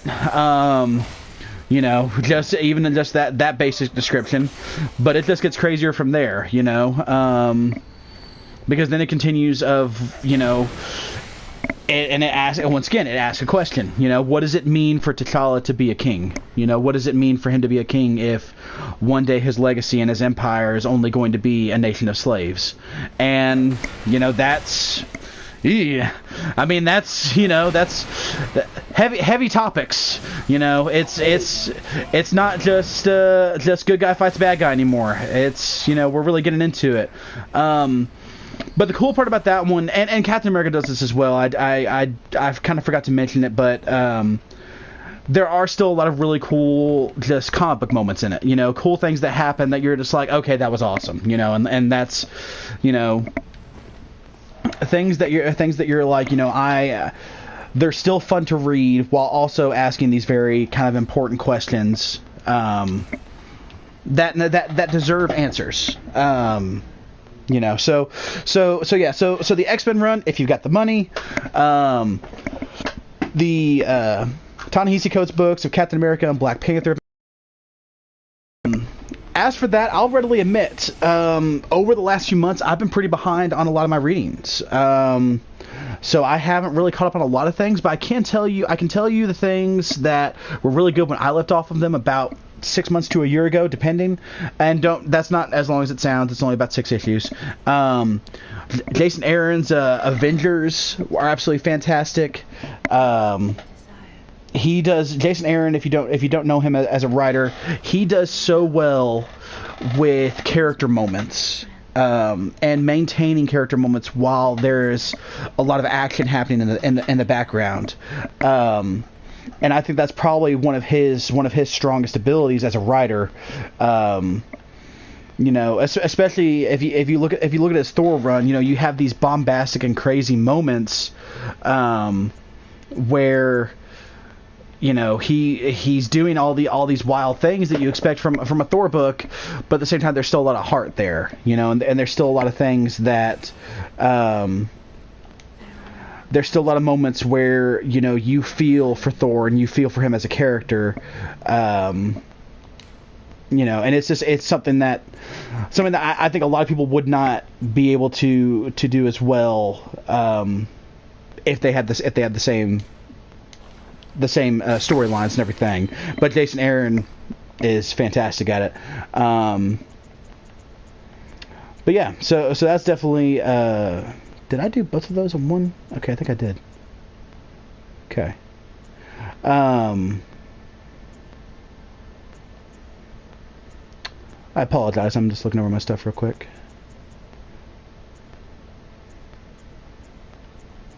Okay. Let's see, I'm trying to think of what else I've read recently. That might be it for Marvel right now, just for the stuff I've read. Because like I said, that's a lot of books in the X-Men story. So I mean, I've read a lot. It's been a lot going on. As for DC, cannot say enough good stuff about Scott Snyder's run on Justice League. It just ended last month. Robert Venditti has taken over since then. But if you have a chance to get some of the back issues involving Scott Snyder's Justice League run, I mean, just do it. Just do it. Make yourself happier. You know, it's absolutely fantastic. By the way, Al, I want to upgrade my skill here, correct? Yes, you are. Yes. Right. Okay, gotcha. I still don't have enough for a second one. Crap. Thought I did. Will 95 to 97 mean that much difference, you think? It'll add up. Gotcha. Okay. And if remember as well, that's just your raw damage. That's not taking into consideration how your cane will scale the damage up. Gotcha, because of the bleeding damage and everything. Mm-hmm. Gotcha. Yeah. Okay. So Justice League Scott Snyder. Yes, Justice League Scott Snyder is absolutely fantastic. Tom King recently ended his Batman run, and since then James Tynion IV has taken over. And I'm assuming he'll probably go, I think, till 100, and then they'll probably announce a new writer. I could be wrong about that one. That's not confirmed by any means. But Tom King's was what I've read of it. I've been struggling with it. They've done some things that I do not agree with. But you know, if you enjoyed it, that's great. Wasn't my favorite. And the annoying part is that Tom King at times wrote things that I thought were fantastic. And for the record, I still haven't finished the run yet, so I'm still getting through it. But getting through it is the word that I would use. I'm not reading it. I'm getting through it. And that's kind of an issue. And I think I feel that way more about characters that I love when they're written poorly. If it was a character I didn't care about, I don't think it would I don't think it'd be quite as bad, you know, because then it's just like if it's like okay, I mean we've all discussed our dislikes of the Fantastic Four, you know, or well not really the Fantastic Four, just Reed Richards in general, but you know, if it was Reed Richards was just kind of being a jerk, okay, so Reed Richards is being Reed Richards again, you know, but with this, of course, I mean it's Batman, you know, and so I don't know, he's done some things where I did not think that he was really going into the spirit of what actually made Batman the character that he was and the character he deserves to be. But yeah, that's just me personally. But since then, James Tynion IV has taken over, and most everything I'm saying about this, I will admit I'm getting this from the Wise Sage, from Josh Hardesty, my brother. But he says James Tynion's done a really, really good job. I mean, Tynion's always been fantastic. Recently, I've been doing some comic book filing, you know, looking through some of my older books and everything, and I remembered, because I found all the old Batman Eternals and Batman and Robin Eternal, like that weekly series that they did, and it was, man, those were really good, you know.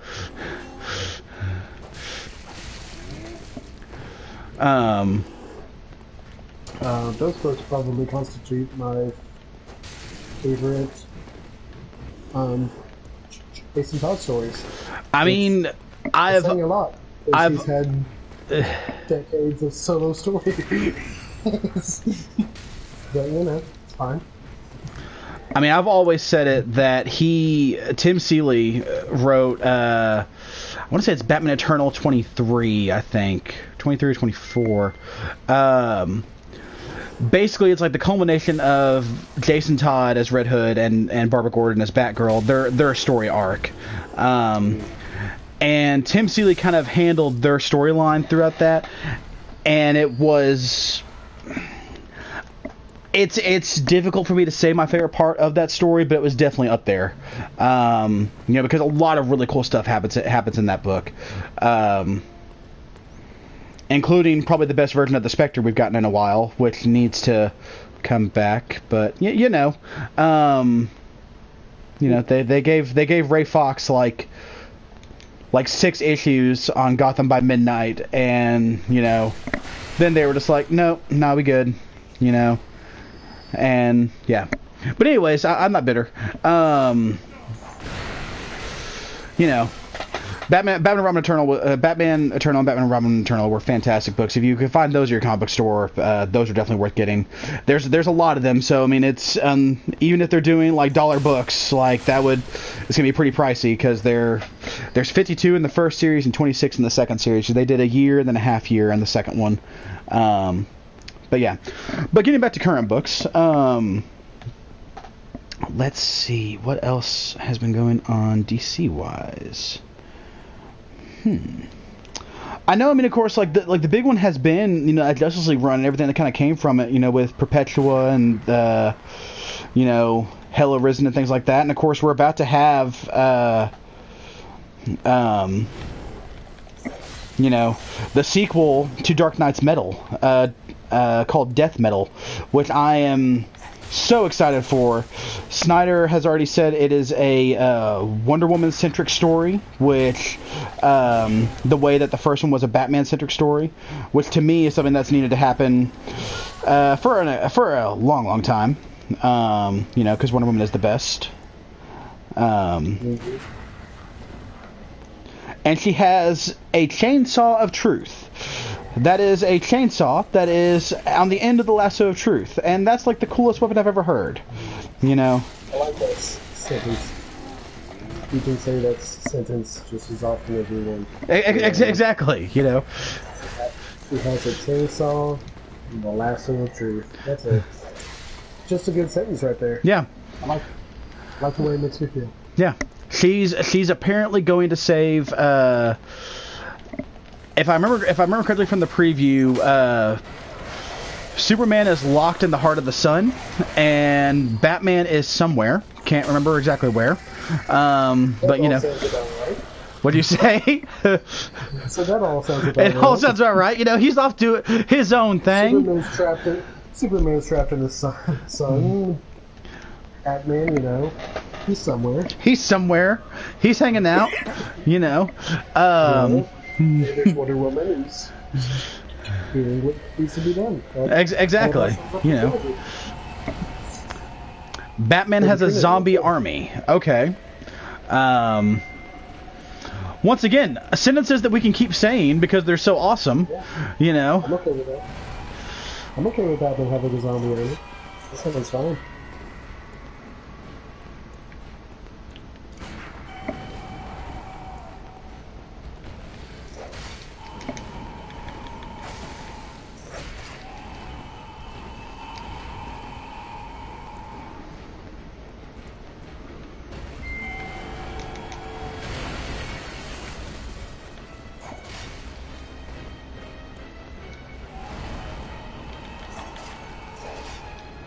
Yeah, you're doing really well, man.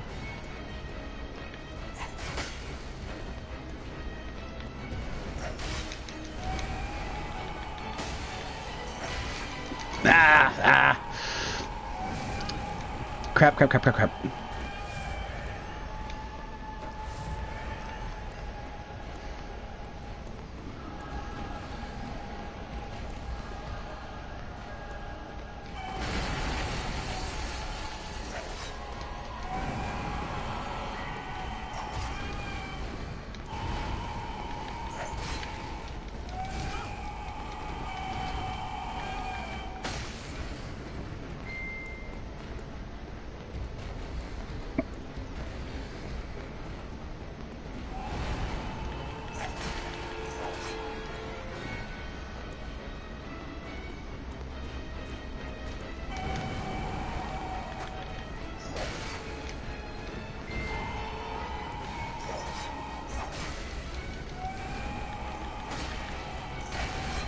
Oh, stamina.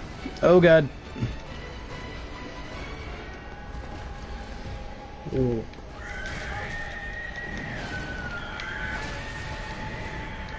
Happens to the best of us, you know. Happens to the best of us. Happens to everybody.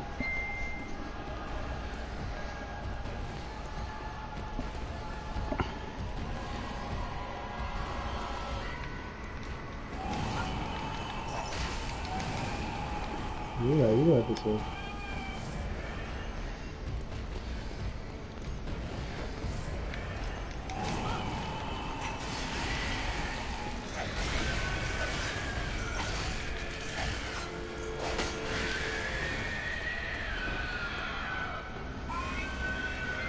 Good job. That's a starter right there. Good job. Ah!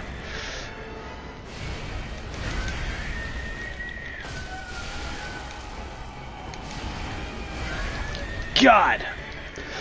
Okay, oh, God. Come on, get out of there. There we go.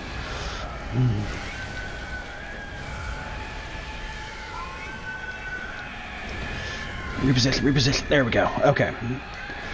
Okay, you're okay. I'm seeing you. He starts doing like these 4-hit.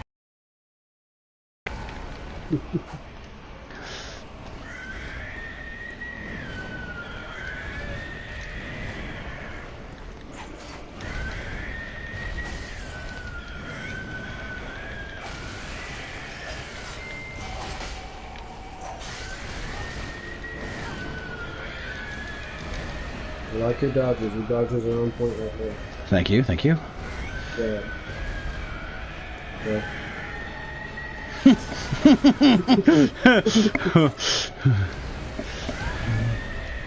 I stand by what I said in the sentence.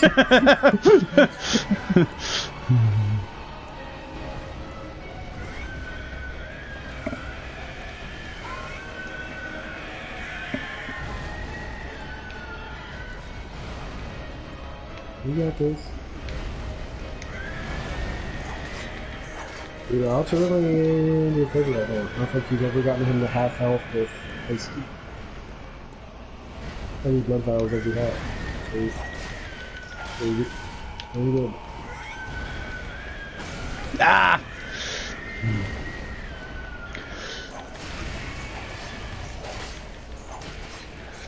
Okay. You're good. Go. Nice. Very nice. Oh boy. That blue damage right there. Good job.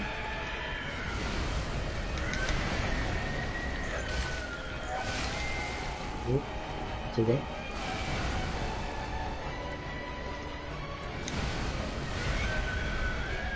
Yes.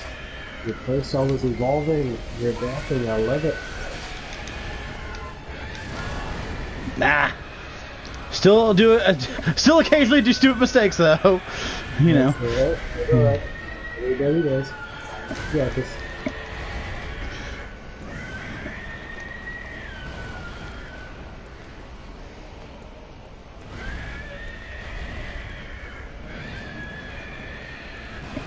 Look at the dodging. Look at the patience. I love it.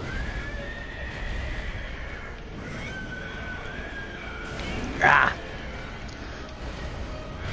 And the grunting.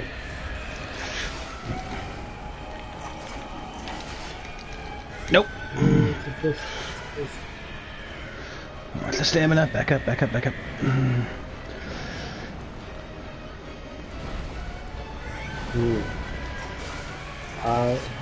I will not say anything because we know what you did. You called it out.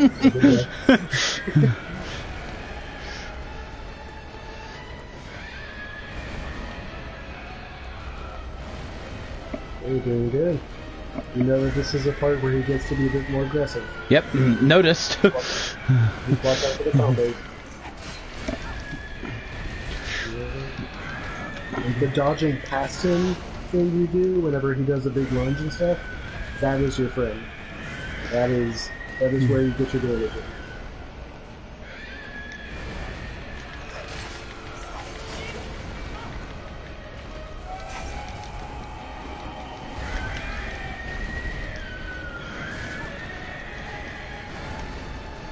The poor circle button. The poor circle button. Yeah. That's circle button is how the US feels these last couple of weeks. Yes. Hammered. Abused. Jackie pulls it out this time. Good dodge. Atta boy. I'm so proud of you right now. You're learning his patterns. You're not just dodging forwards and backwards or using the diagonals. I'm so proud.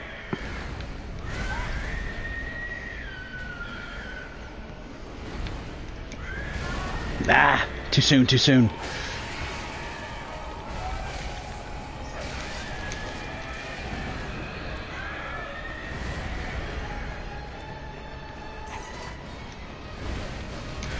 Well, you get your damage. Good. Good job. And one good ball.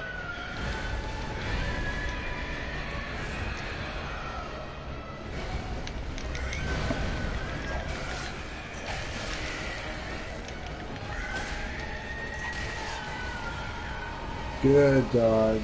Good diagonal. Look at that greedy you're doing. Okay, good job. Good job. You see that life bar going down, and suddenly you got all the confidence in the world.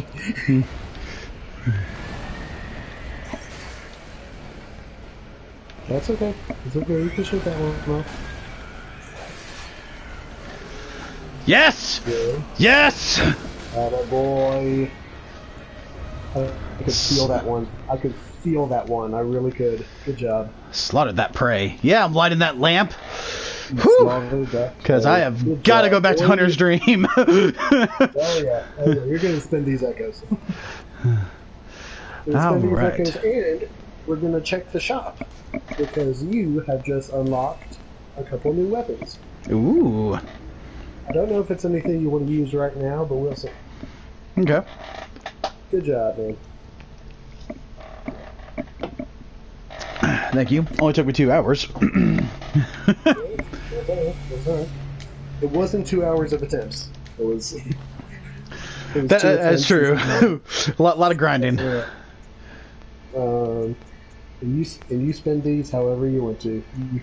You have earned the right to spec your character.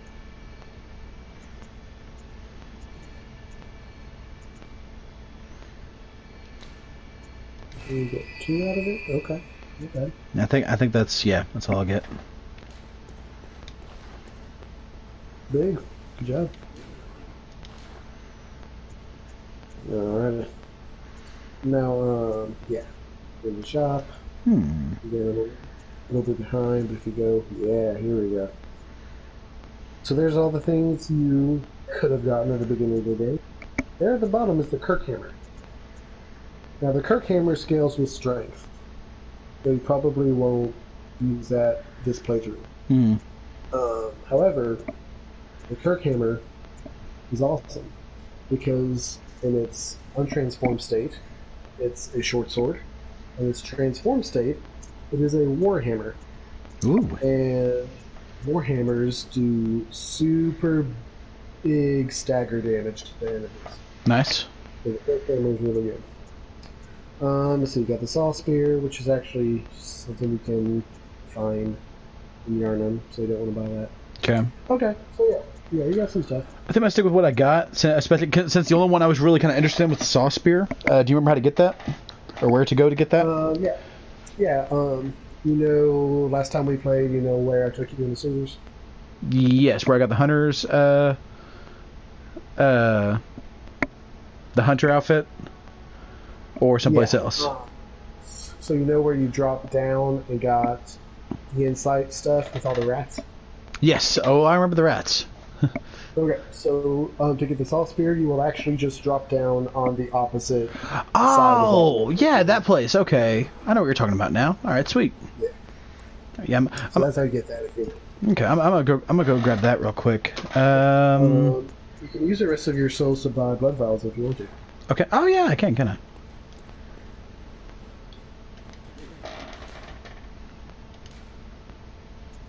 Good job, man.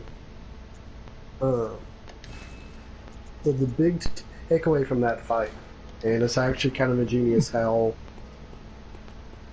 they design it, is that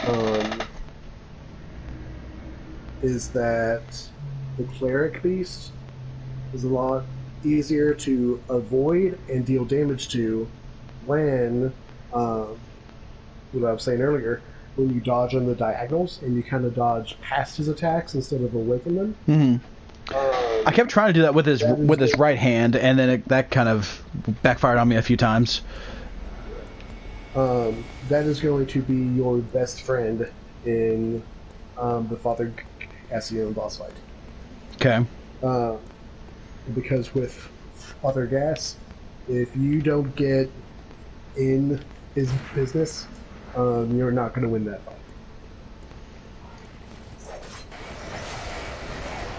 And that's actually why that boss fight is such a progress stopper for a lot of people, because they try to play it as if it's a Dark Souls game and be patient and stay back, and he just has too much reach. His attacks are too strong. You just aren't going to win by being patient.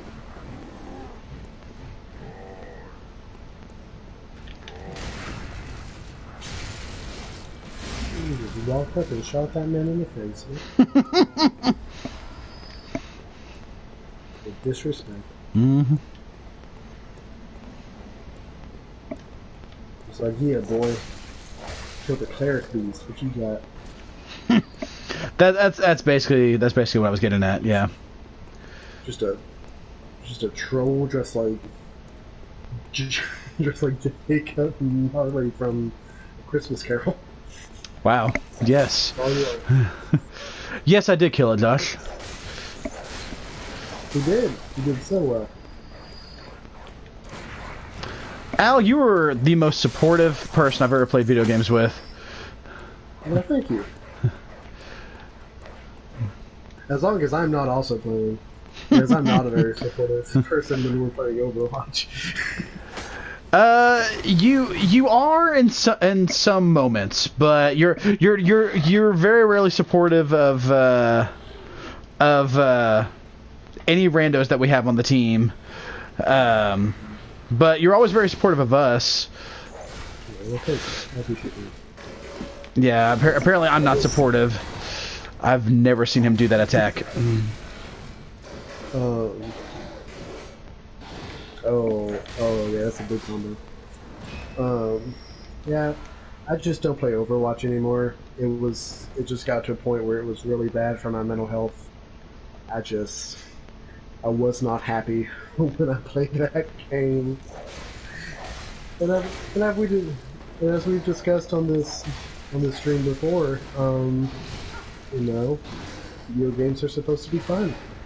Yes. And Overwatch is a fun game, but I personally don't have fun while playing it, so I don't play it anymore.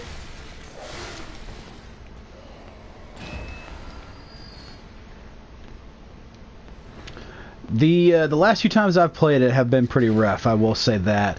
And I mean, like, it's one of those things where it's like, you know, I know that a large part of it is because I keep going a long time without playing it, so I'm out of practice whenever I do, you know, but at the same time, you know, then you get involved with, you know, a couple people, you know, just not playing the game the way it should be played and stuff like that and everything, and that's, or leaving the game, like, and for some reason, if the other team has a person who leaves, the game's over, but if my team has a person who leaves, then we just kind of hang out, you know, and that's always awful. Dang it! Dang it! Dang it! I missed. I know it happened. Oh, that happened. Yeah, if you don't want to land on the sandbags, well, I was trying to avoid the damage, but honestly, it's probably not enough to really worry about. No, that is no damage at all. On that fall, you don't have to worry about it. Okay, well, how do I get back up there? You get out of the stairs. Thank you, Al. Yeah. Step 1. There you go. There isn't a ladder. There's the fast way to get back. You just have to go back to the scene.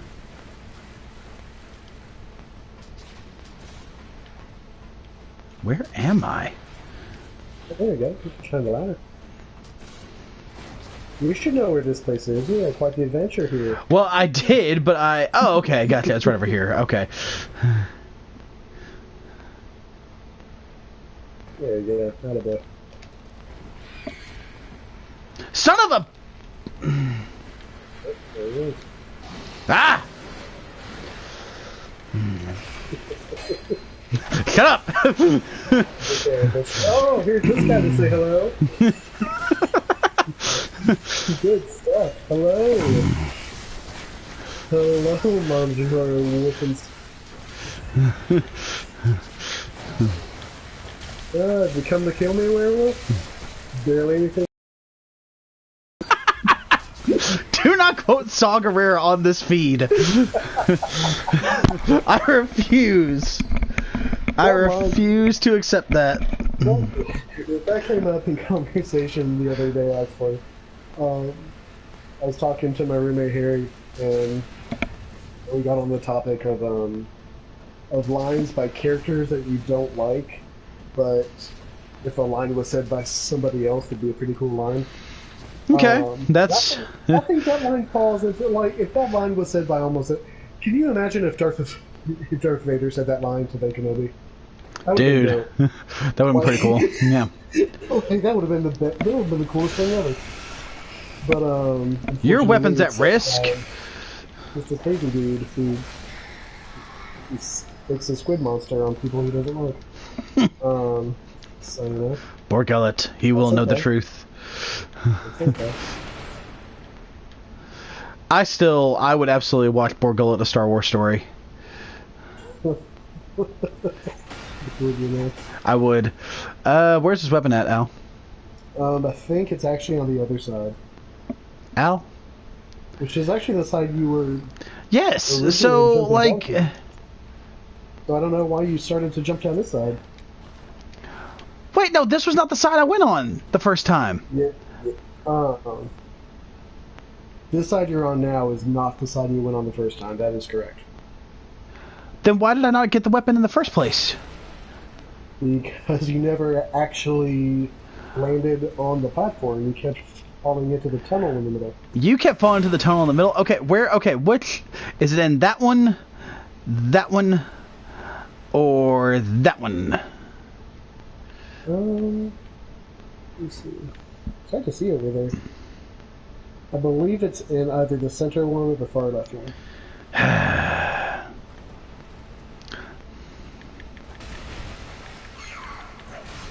don't know why this is such a big deal when you just found the fast way back up. You know what, Al? It just is. I think you're just in a bad. I think you're just in a bad mood because we started talking about Saul Guerrero. I mean that doesn't help, you know. Which, by the way, okay, you've watched Rebels now, okay? So he is never a good person, you know. Like there is never a point. He isn't a good person. I think his character is more interesting in Rebels than it was in Rogue One. He's still a bad person, but that he's more interesting. Might be fair, but like all the same, like in Rebels, he literally wants to commit genocide, like. Right.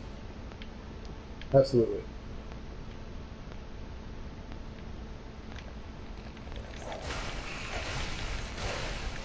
Is it over there? Al, have it already? Al, I don't think this weapon's over here. I don't think I did. Check your weapon inventory thing. Well, isn't that crazy? It is. Oh. Well, I'll be honest, I don't know where it is. That's wild.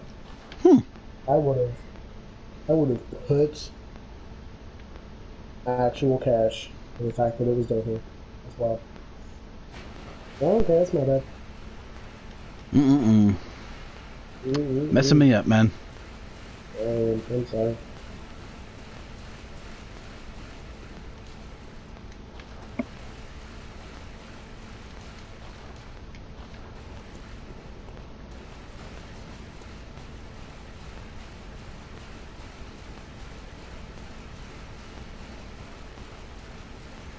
But no, I don't like Saw in either Rogue One or Rebels. I just don't think he's an interesting character. Because, like, if you're a dislikable character, then, like, you have to at least, like, have interesting reasons why you're dislikable.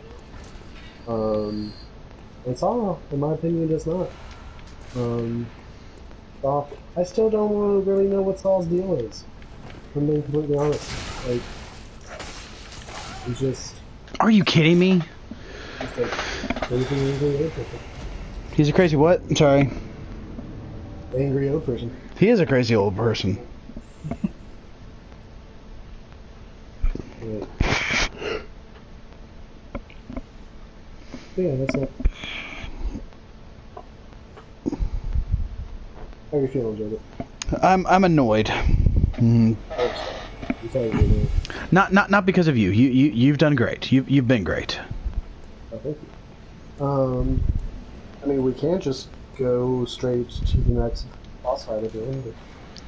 I probably will here in a second. I do want to go back and get those blood echoes because I did have like 2,000, or probably actually I think I had like 3,000. So I'm gonna do that real quick, and not be stupid. That's the key element of this. That's a key element. Get over here. You okay, alright, fine. I'll take down the crows first. You...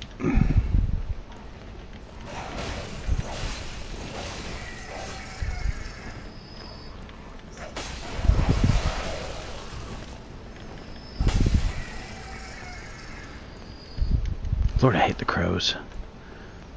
Here's Gene Smeal. Yeah, that's what everybody. What is it? Game of Thrones reference. 2020. Which you haven't heard that in a while.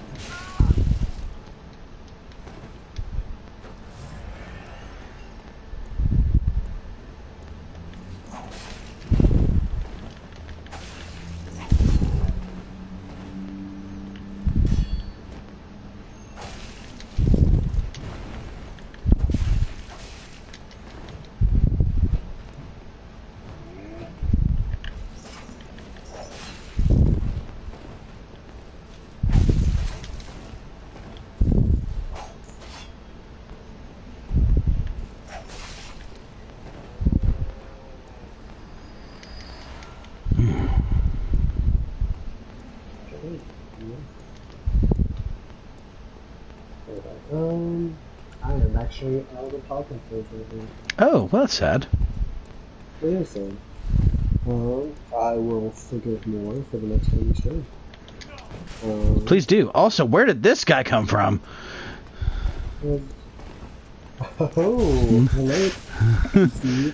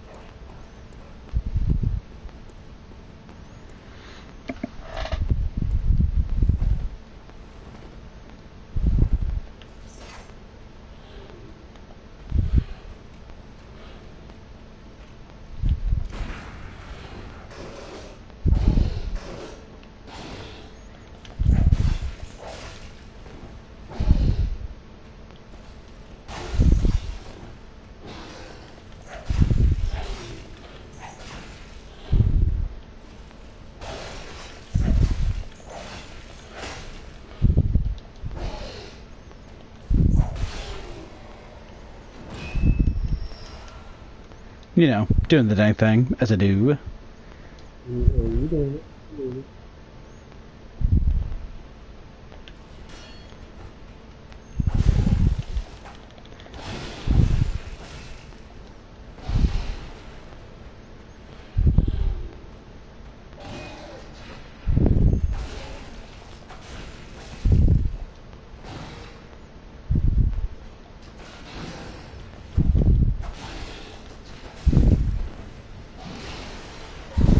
Ah!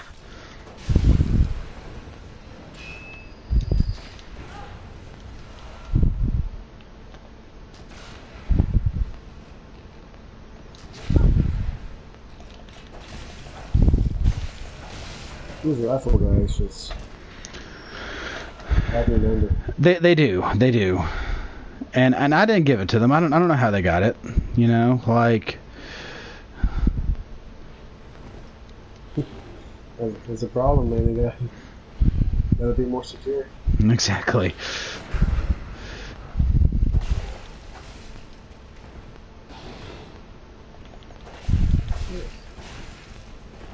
Whoa.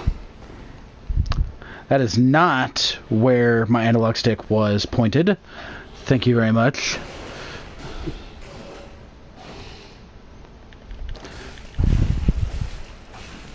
Alright, okay, I got one. Because, you know, it's quarantine, you know, and it's, you know, we're stuck at home a lot of times. So, childhood movies that you've recently rewatched that you forgot how good they were or how well they've held up. Because mine, for me, has got to be The Mask of Zorro. Oh, okay. Because I recently found out that was on Netflix and started watching it, and it has held up incredibly well. You know, it's got freaking Anthony Hopkins in it, you know, and he's always great. That's not the door. But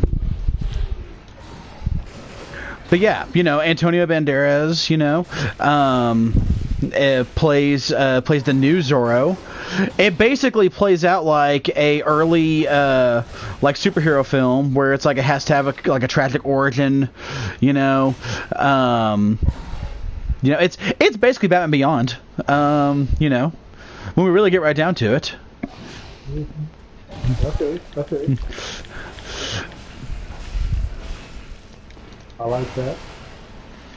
But yeah, it's fantastic. It's on Netflix if you guys haven't seen it in a while, or if you've never seen it. I remember watching the second one and not really enjoying it quite as much. So maybe the second one isn't that great. I haven't seen it in a long time. So I honestly can't remember, and I don't think that one's on Netflix. If it is, I would like to watch it just to see. But yeah, no, definitely. Mask of Zorro is really, really good. Definitely worth checking out. Nice. The more you know. Exactly. Yeah. So what's one of yours? I've seen that one in a very long time. Yeah. Right. What is one of my? I know a cartoon I recently sat down and rewatched a couple episodes of. That works. It was as good, if not better than I remember it. So it was a Disney cartoon. It's currently on Disney Plus. That was called the Mighty Ducks. Yes. But there was an animated series, and it was about these alien ducks Uh-huh. who fought crime, but were also hockey players. Yes. Tell me more. For the longest time, I thought this was like a fever dream I have had. I was just like, hallucinated this, because like nobody I talked to could recall anything about the series. So on Disney Plus, and I sat down and watched a couple episodes of it the other day, and it holds up like surprisingly well. Agreed. Like, it definitely feels like a late 90s, early 2000s cartoon. But I mean, it's a lot of fun. The action is legitimately. It's got some great fight scenes in it. The villains are like surprisingly scary. There's Oh, like yeah. There's like a guy who can shapeshift, but like when he shapeshifts, he still like retains a couple of his O features, and he's like a reptilian kind of dude. So everything he shapeshifts into is terrifying. Yes. Yes. There's like a guy who's just like a guy who's just like a wraith, and he's just floating around and does like cast spells, and that's scary too. The main villain is like a dragon. Like it's And who's he voiced by, Al? Real quick. Let's just get that out there. Clancy Brown. Who? Is that Clancy Brown? Oh no, that is Tim Curry, sir. Tim Curry, that's right. Is Clancy Brown in that though? Clancy Brown, I think, is the big one, like the big evil dragon. Yeah, Okay. like the one who's like the muscle, basically. Absolutely. And Tony, oh, I can't remember his name. The guy who voices Frollo in Hunchback of Notre Dame, he is the one who's the wraith that casts the spells and everything. Yes. Which he is just always wonderfully horrifying, you know. Whether he's a cardinal, or actually not a cardinal, a bishop who's abusing his power, or you know, or he's just this evil wraith dragon thing. I mean, I pulled up on the IMDb just now actually, and like the cast is like crazy good. Like it's got like Jennifer Hale, Brad Garrett, Clancy Brown, Tony J, That's Curry, it. April Winchell, Jim Belushi. Like it's got legitimately Because he's the cop. Yeah. Yeah, man. Oh boy. Or no, he's not the cop. He's he's their manager, which is great. Yeah, Phil. Yeah, he's Phil. Oh man, that's some good stuff. But yeah, it holds up really well. Again, it's got like this silliness that era of cartoons has, but I mean that isn't a bad thing. It's great.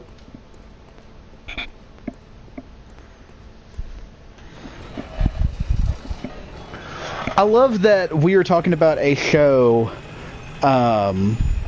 that features alien ducks fighting alien dragons, and we said, yeah, it has some silliness. And honestly, that's a beautiful thing. And I agree with you. You know, light silliness. You know. I've always loved that they're crime fighters, but they're also like the most popular profession. No one says anything about the fact that they're still, yeah.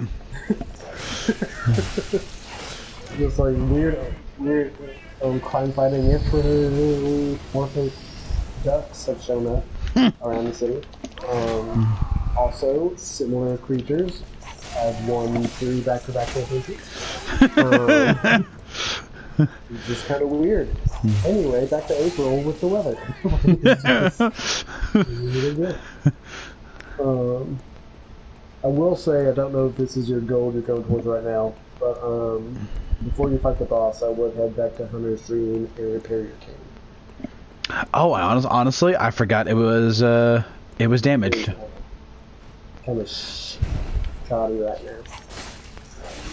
Kind of shoddy. Let me take care of this guy real quick. Absolutely. Boom.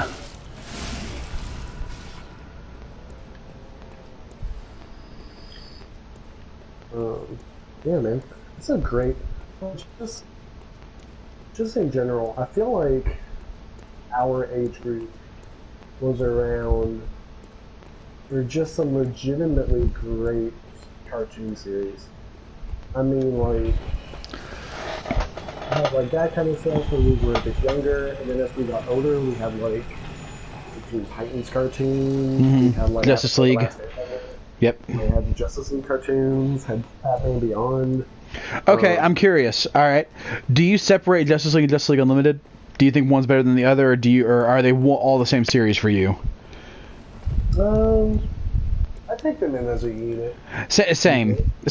I've had some people, they're like, no, dude, Justice League Unlimited is way better, and I'm like, okay, yeah, you get, I agree, because you get, you know, like, all the other characters and everything, but they're literally, it's the exact same writers, the exact same, you know, actors and everything.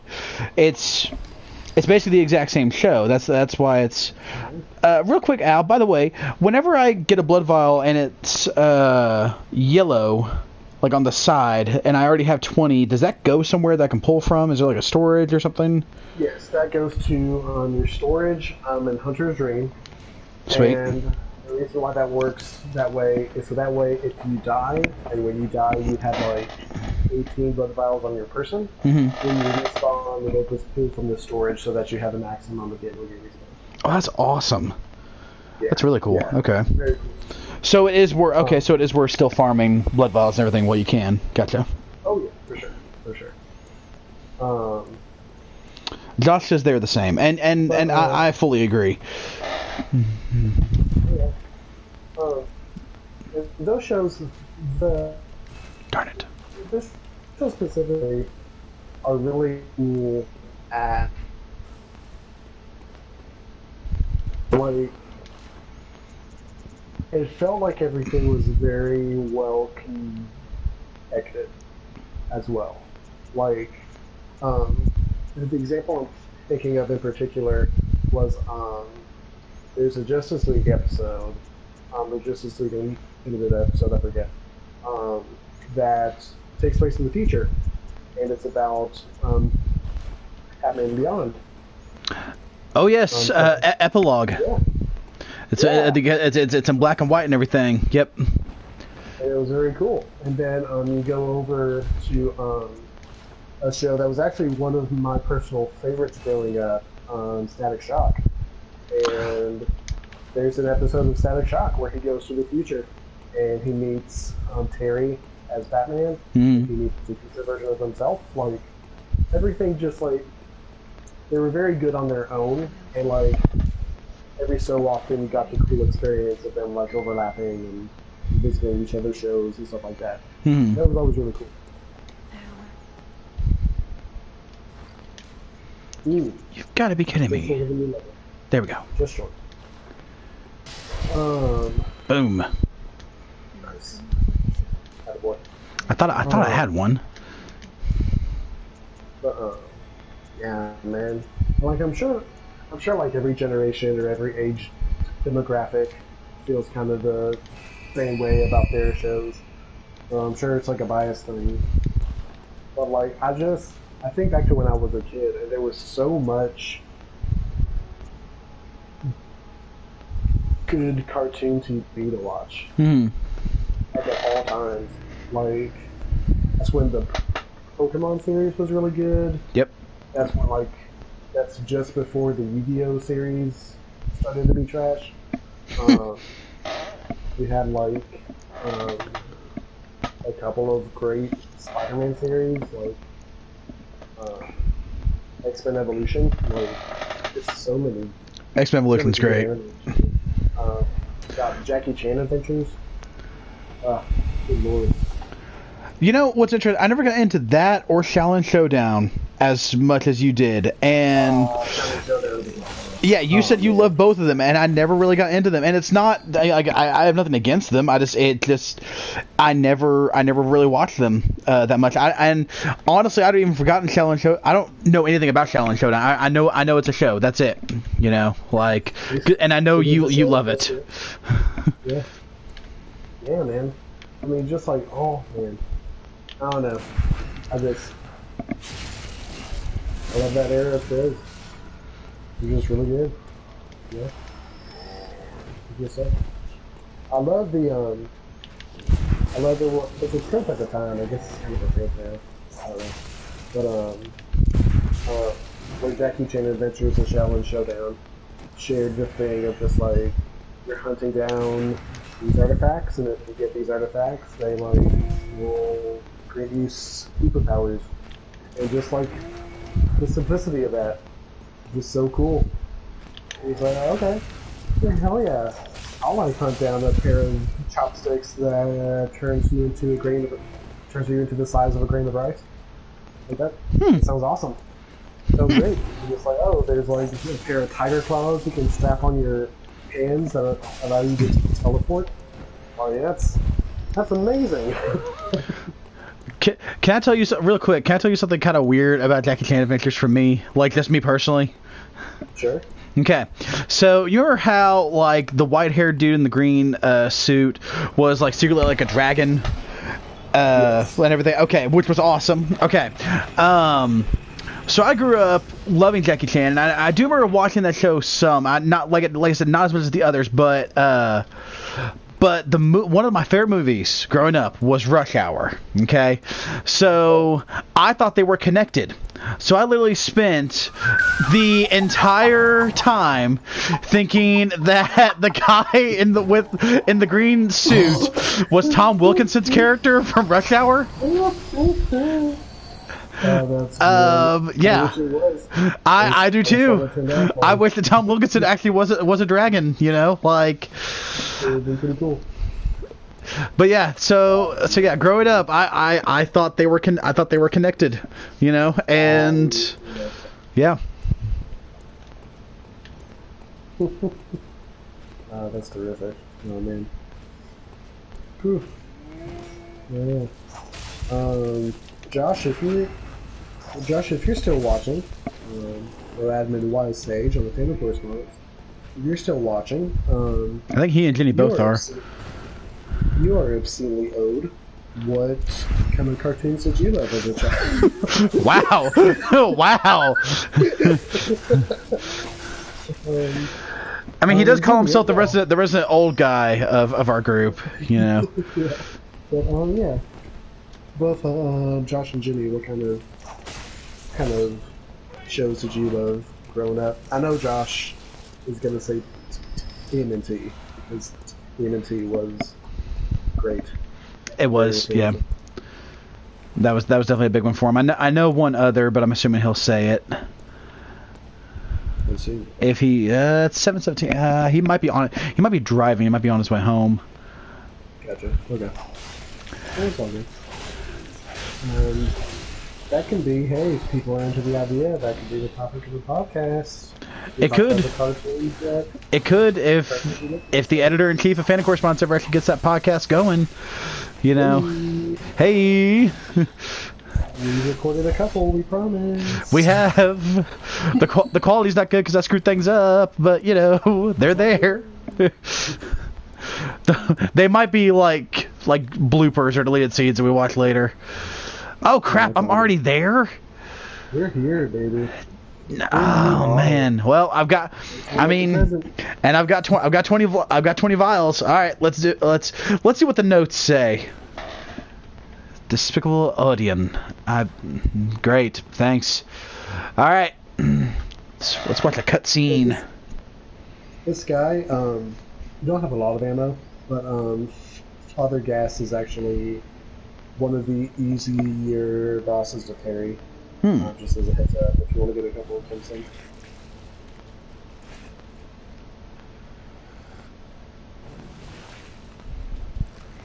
So is he the same guy that was there when I woke up? No. No? Okay. This is a different character. This guy is a hunter, lore dump for Bloodborne.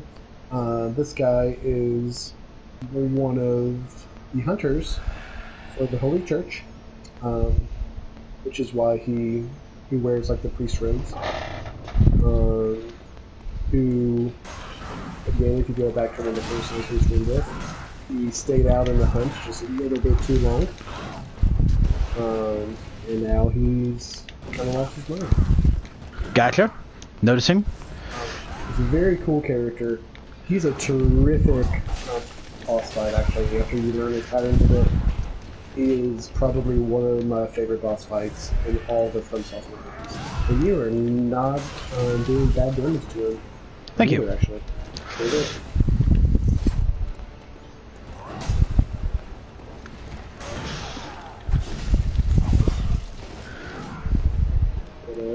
So, Father Gas has 3 forms. I can't remember how many it was. Yep. One where he uses his shotgun and his short axe, which is even right there.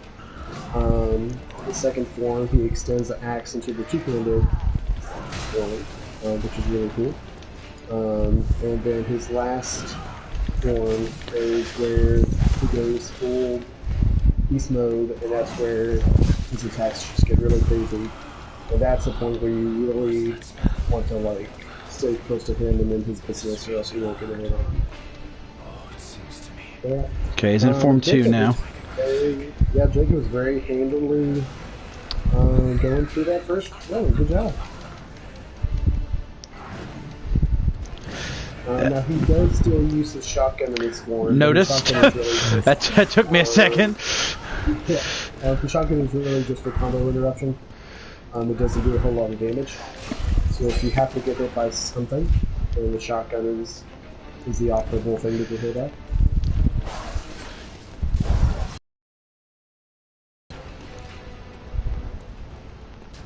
Really nice. Yeah, he takes that hit stun too. Good job.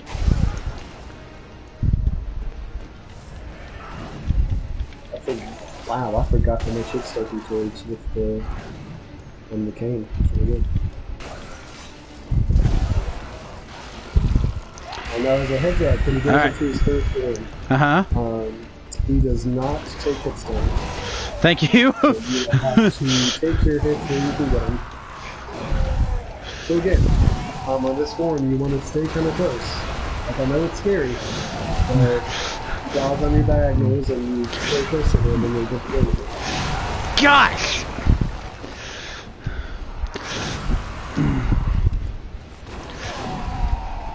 It's a tough fight.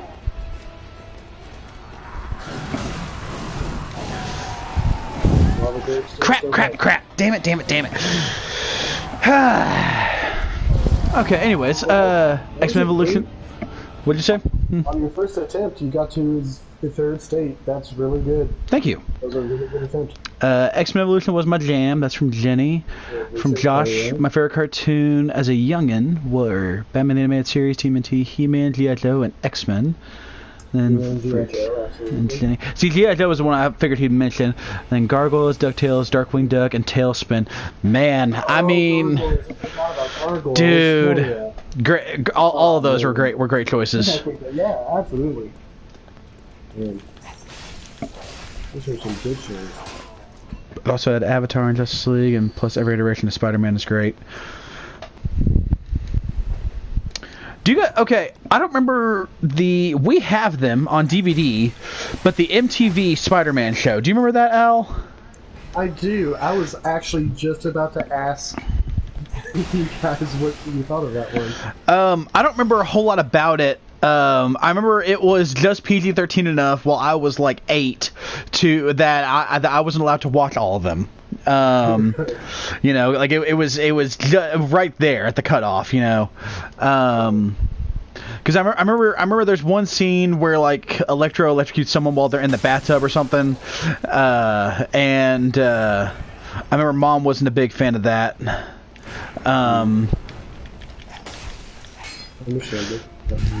You know, I was 8, you know, because I remember what's funny is I remember the same thing, like I don't know if that was like a thing in 2002, but someone did that in an episode of Monk as well, and I wasn't allowed to watch that one, and I don't know why like bathtub electrocution was such a big thing that not only did Mom not want me to see, but also that so many shows used it. But you know, exactly. No, I do remember the MTV series. The MTV series really was not bad. I enjoyed it. Like, I do prefer Spectacular and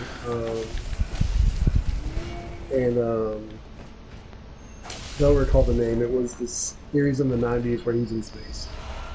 Spider-Man Unlimited. Unlimited, thank you. Absolutely. But no, other than those two, honestly, yeah, the MTV series is great. The animation style was kind of weird. I will say that. But as far as like the story goes and the action, like it was enjoyable. A lot of people don't like that one, which is why I was kind of curious what y'all thought about it.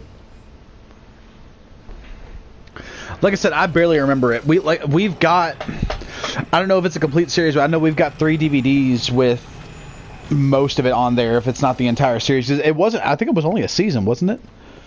Or like a season or 2, I think. So, yeah. I think I could be wrong about this because I haven't watched it in a while, but I'm pretty sure it like took place in the same universe as the Sam Raimi films. For some reason, I thought so too. Because I think they were trying to like connect them and everything on it. Wow. It almost got me. Just as it did. How did this guy survive that? Yeah. Great. Like, what did you do? Apparently. He's a stealthy guy. He's like, oh, was there a boulder or something? Oh, I'm sorry, I'm immune to being a oh. Okay, Highway Steve, could you pitchfork? Oh no. What do shining coins do, by the way?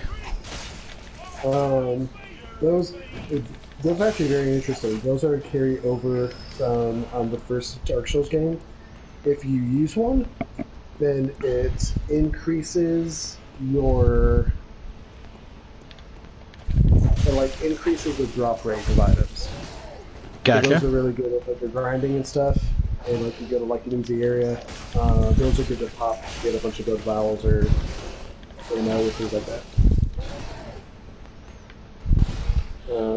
Which I don't think the game ever says that's what they do. So it took people in a while who hadn't played the first Dark Souls game to really figure it out. They just kind of like, what is this? Yeah. Can I sell these? But yeah, because there's a very similar kind of item that like has like the same artwork on it in Dark Souls 1 that you can use. Mm. So that's kind of how people figured it out.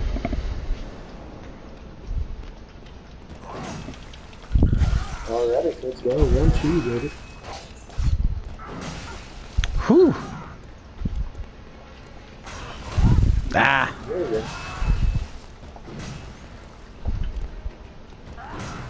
Whew. That windup. That attack is so cool. Gosh, dude. I love this boss fight so much. I'll be honest, I'm gonna be like 50-50 during this fight on who I root for.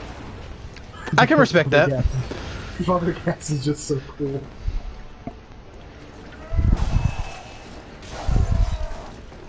Being a range on that shotgun. Nice. Good interrupt, good job.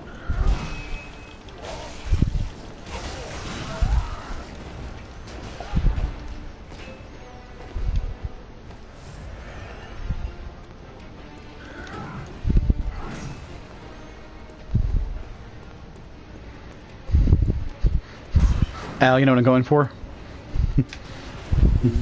What are you going for? Okay. My blood echoes. Oh my god. Okay. Good lord. I thought you were going for a parry, and I'm just like, no, dude, it's actually a great time to go for a parry. Go for it. No. No, it was greed. Oh, hey. Sweet. Oh, dude, he takes a lot of damage on the parries. Oh, yeah.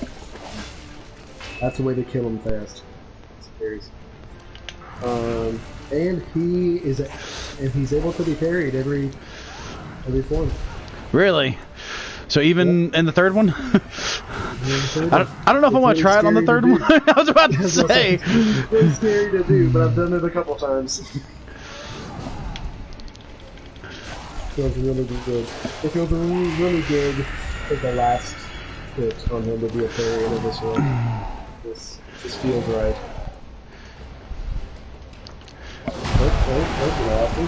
There you go.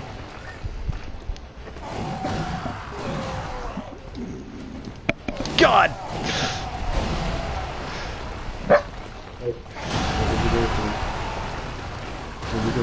Give me room to work. Come on, destroy these for me. Destroy these. Yep, keep going. Bronte, I cannot put you on the bed right now. Crap.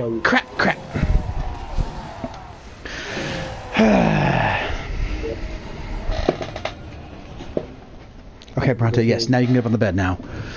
Hey, again, that was a good attempt. Thank you. I mean, and his last form every time. Well, his first two aren't. I mean, they're difficult, but you know, if you get your stuff done right, you know. Of course, I mean that's a big if in this game at any given point in time. Absolutely. I was about to say, usually when I do this fight, it takes me a couple tries, and you should have a try where, just like a rage thing, where like I do very badly at first, and I'm just like, well, you know what? I don't even want to kill you this time. Just kidding. You know what? I'm not even into it right now. That's great. Yeah, it's a very, very cool boss fight. I think I'm him and the Pontiff Sullivan are Which one? my two favorite boss fights in all of the shows off on the Pontiff. He's really cool. He's a Dark Souls 3 boss. And, Dark Souls, which one? Really, Dark Souls 3. Gotcha. And he has this really cool mechanic where I like to describe it. If anybody's ever seen JoJo's Bizarre Adventure, he has a stand, which is just like a phantom version of him that comes out about halfway through the fight, and when he attacks one way, like half a second after that, His Phantom version attacks the opposite way, so you have to like figure out where exactly to dodge the attack from both directions. It's really cool. It's really cool.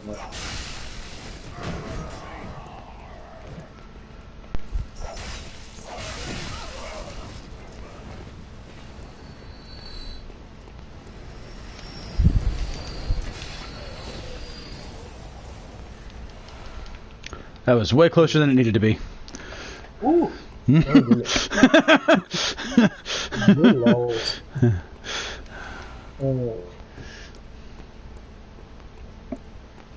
Since we're on the topic, Jacob, as well as Josh and Julia, what are some of your favorite boss fights?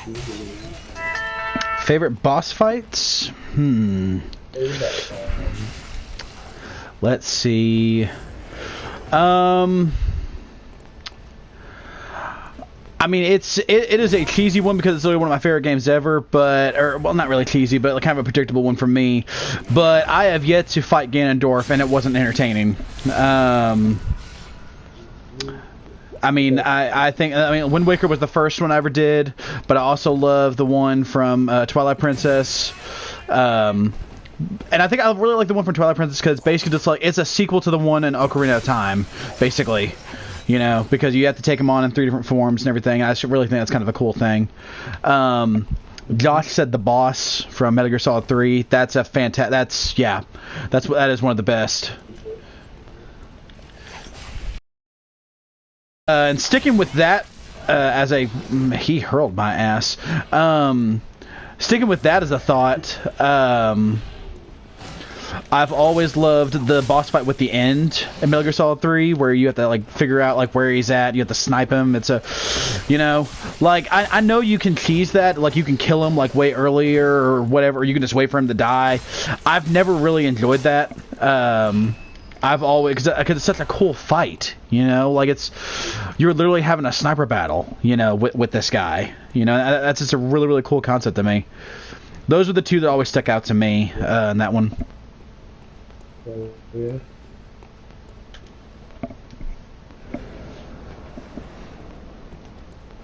Let's get it, son.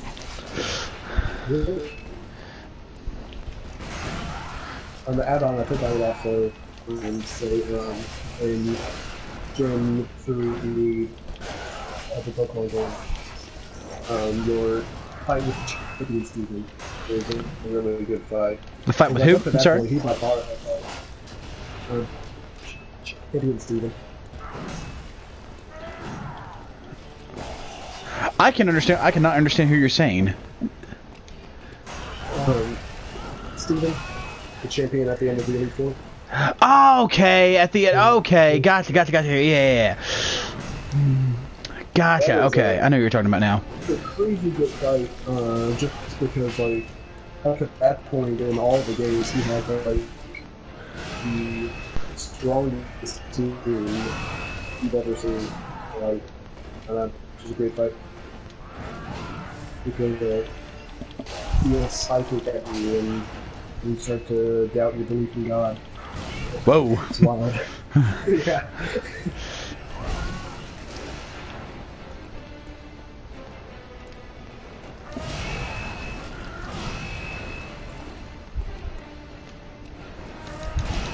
And I've also heard that Cynthia in Gen 5 are really good fights, but I've never played them.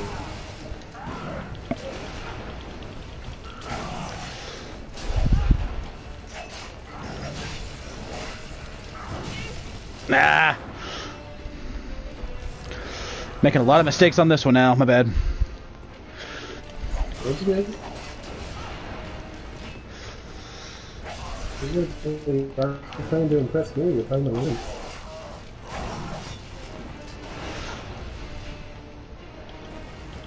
Well, things considered, you really are doing that bad.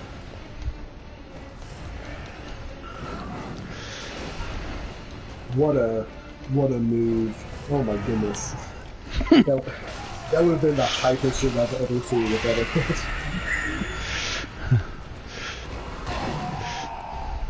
Nope, nope. Target him, target him. Damn it. Damn it. Damn it, damn it, damn it. I just couldn't, shit. Admittedly, he does look awesome, though. I can't even be upset. And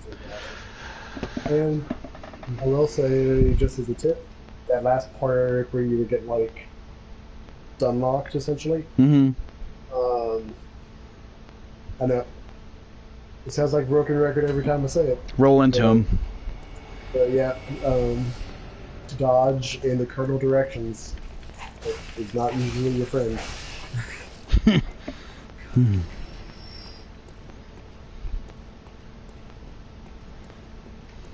Alright then.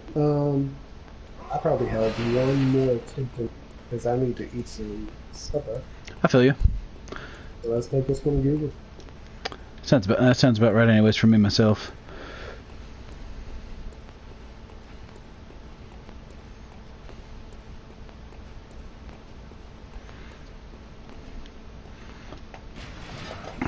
I'm gonna do it this time, Al. It's happening.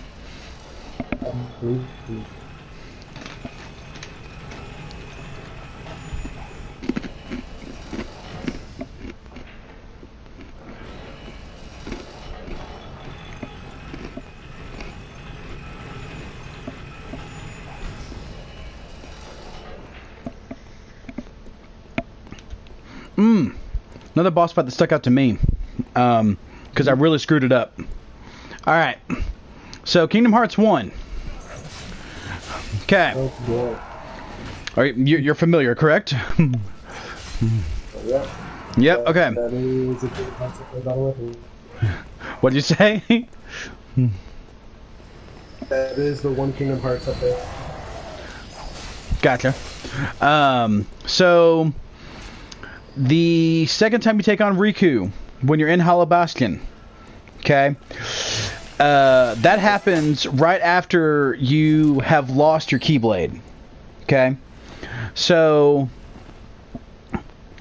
I took him on, and for some reason, before I lost my Keyblade, I had selected the wooden one that you get after the Pinocchio level, and yeah. it's garbage. And so I had selected that as my Keyblade, and so but since I was in a fight, I also couldn't change my Keyblade, so that was the weapon that I took against him.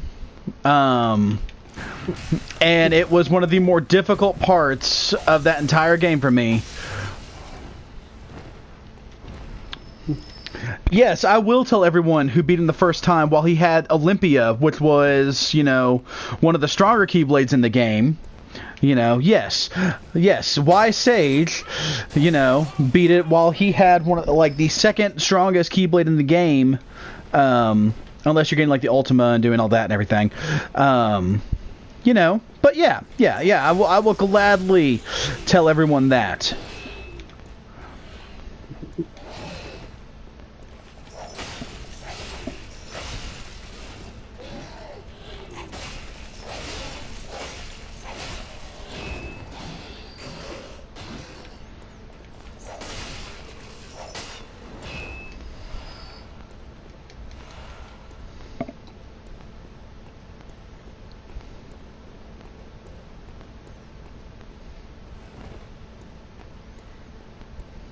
Okay. Alright. Let's do it. Yeah, Let's get it.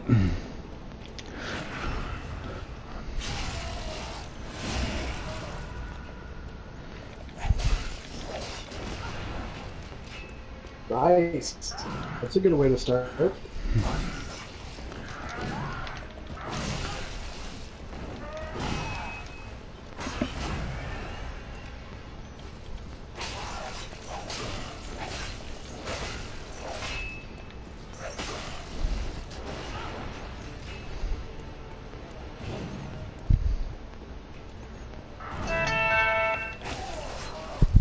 Okay, just watch your stamina.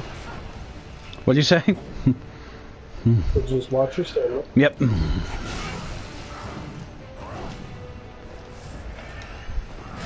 And there's a lot of hits done, but it won't forever.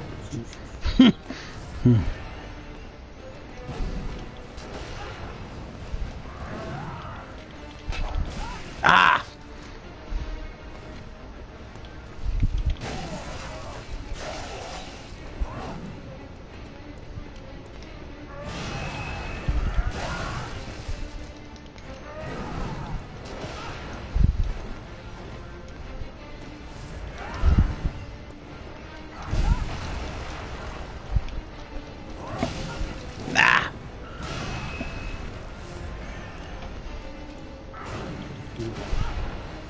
Yeah, that's the rest of the weapon.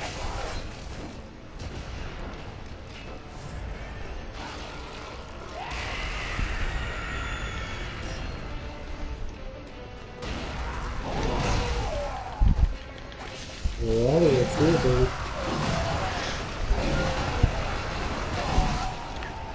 Damn it! Damn it! Damn it! Damn it! At least I got a few hits on him that time. Shit!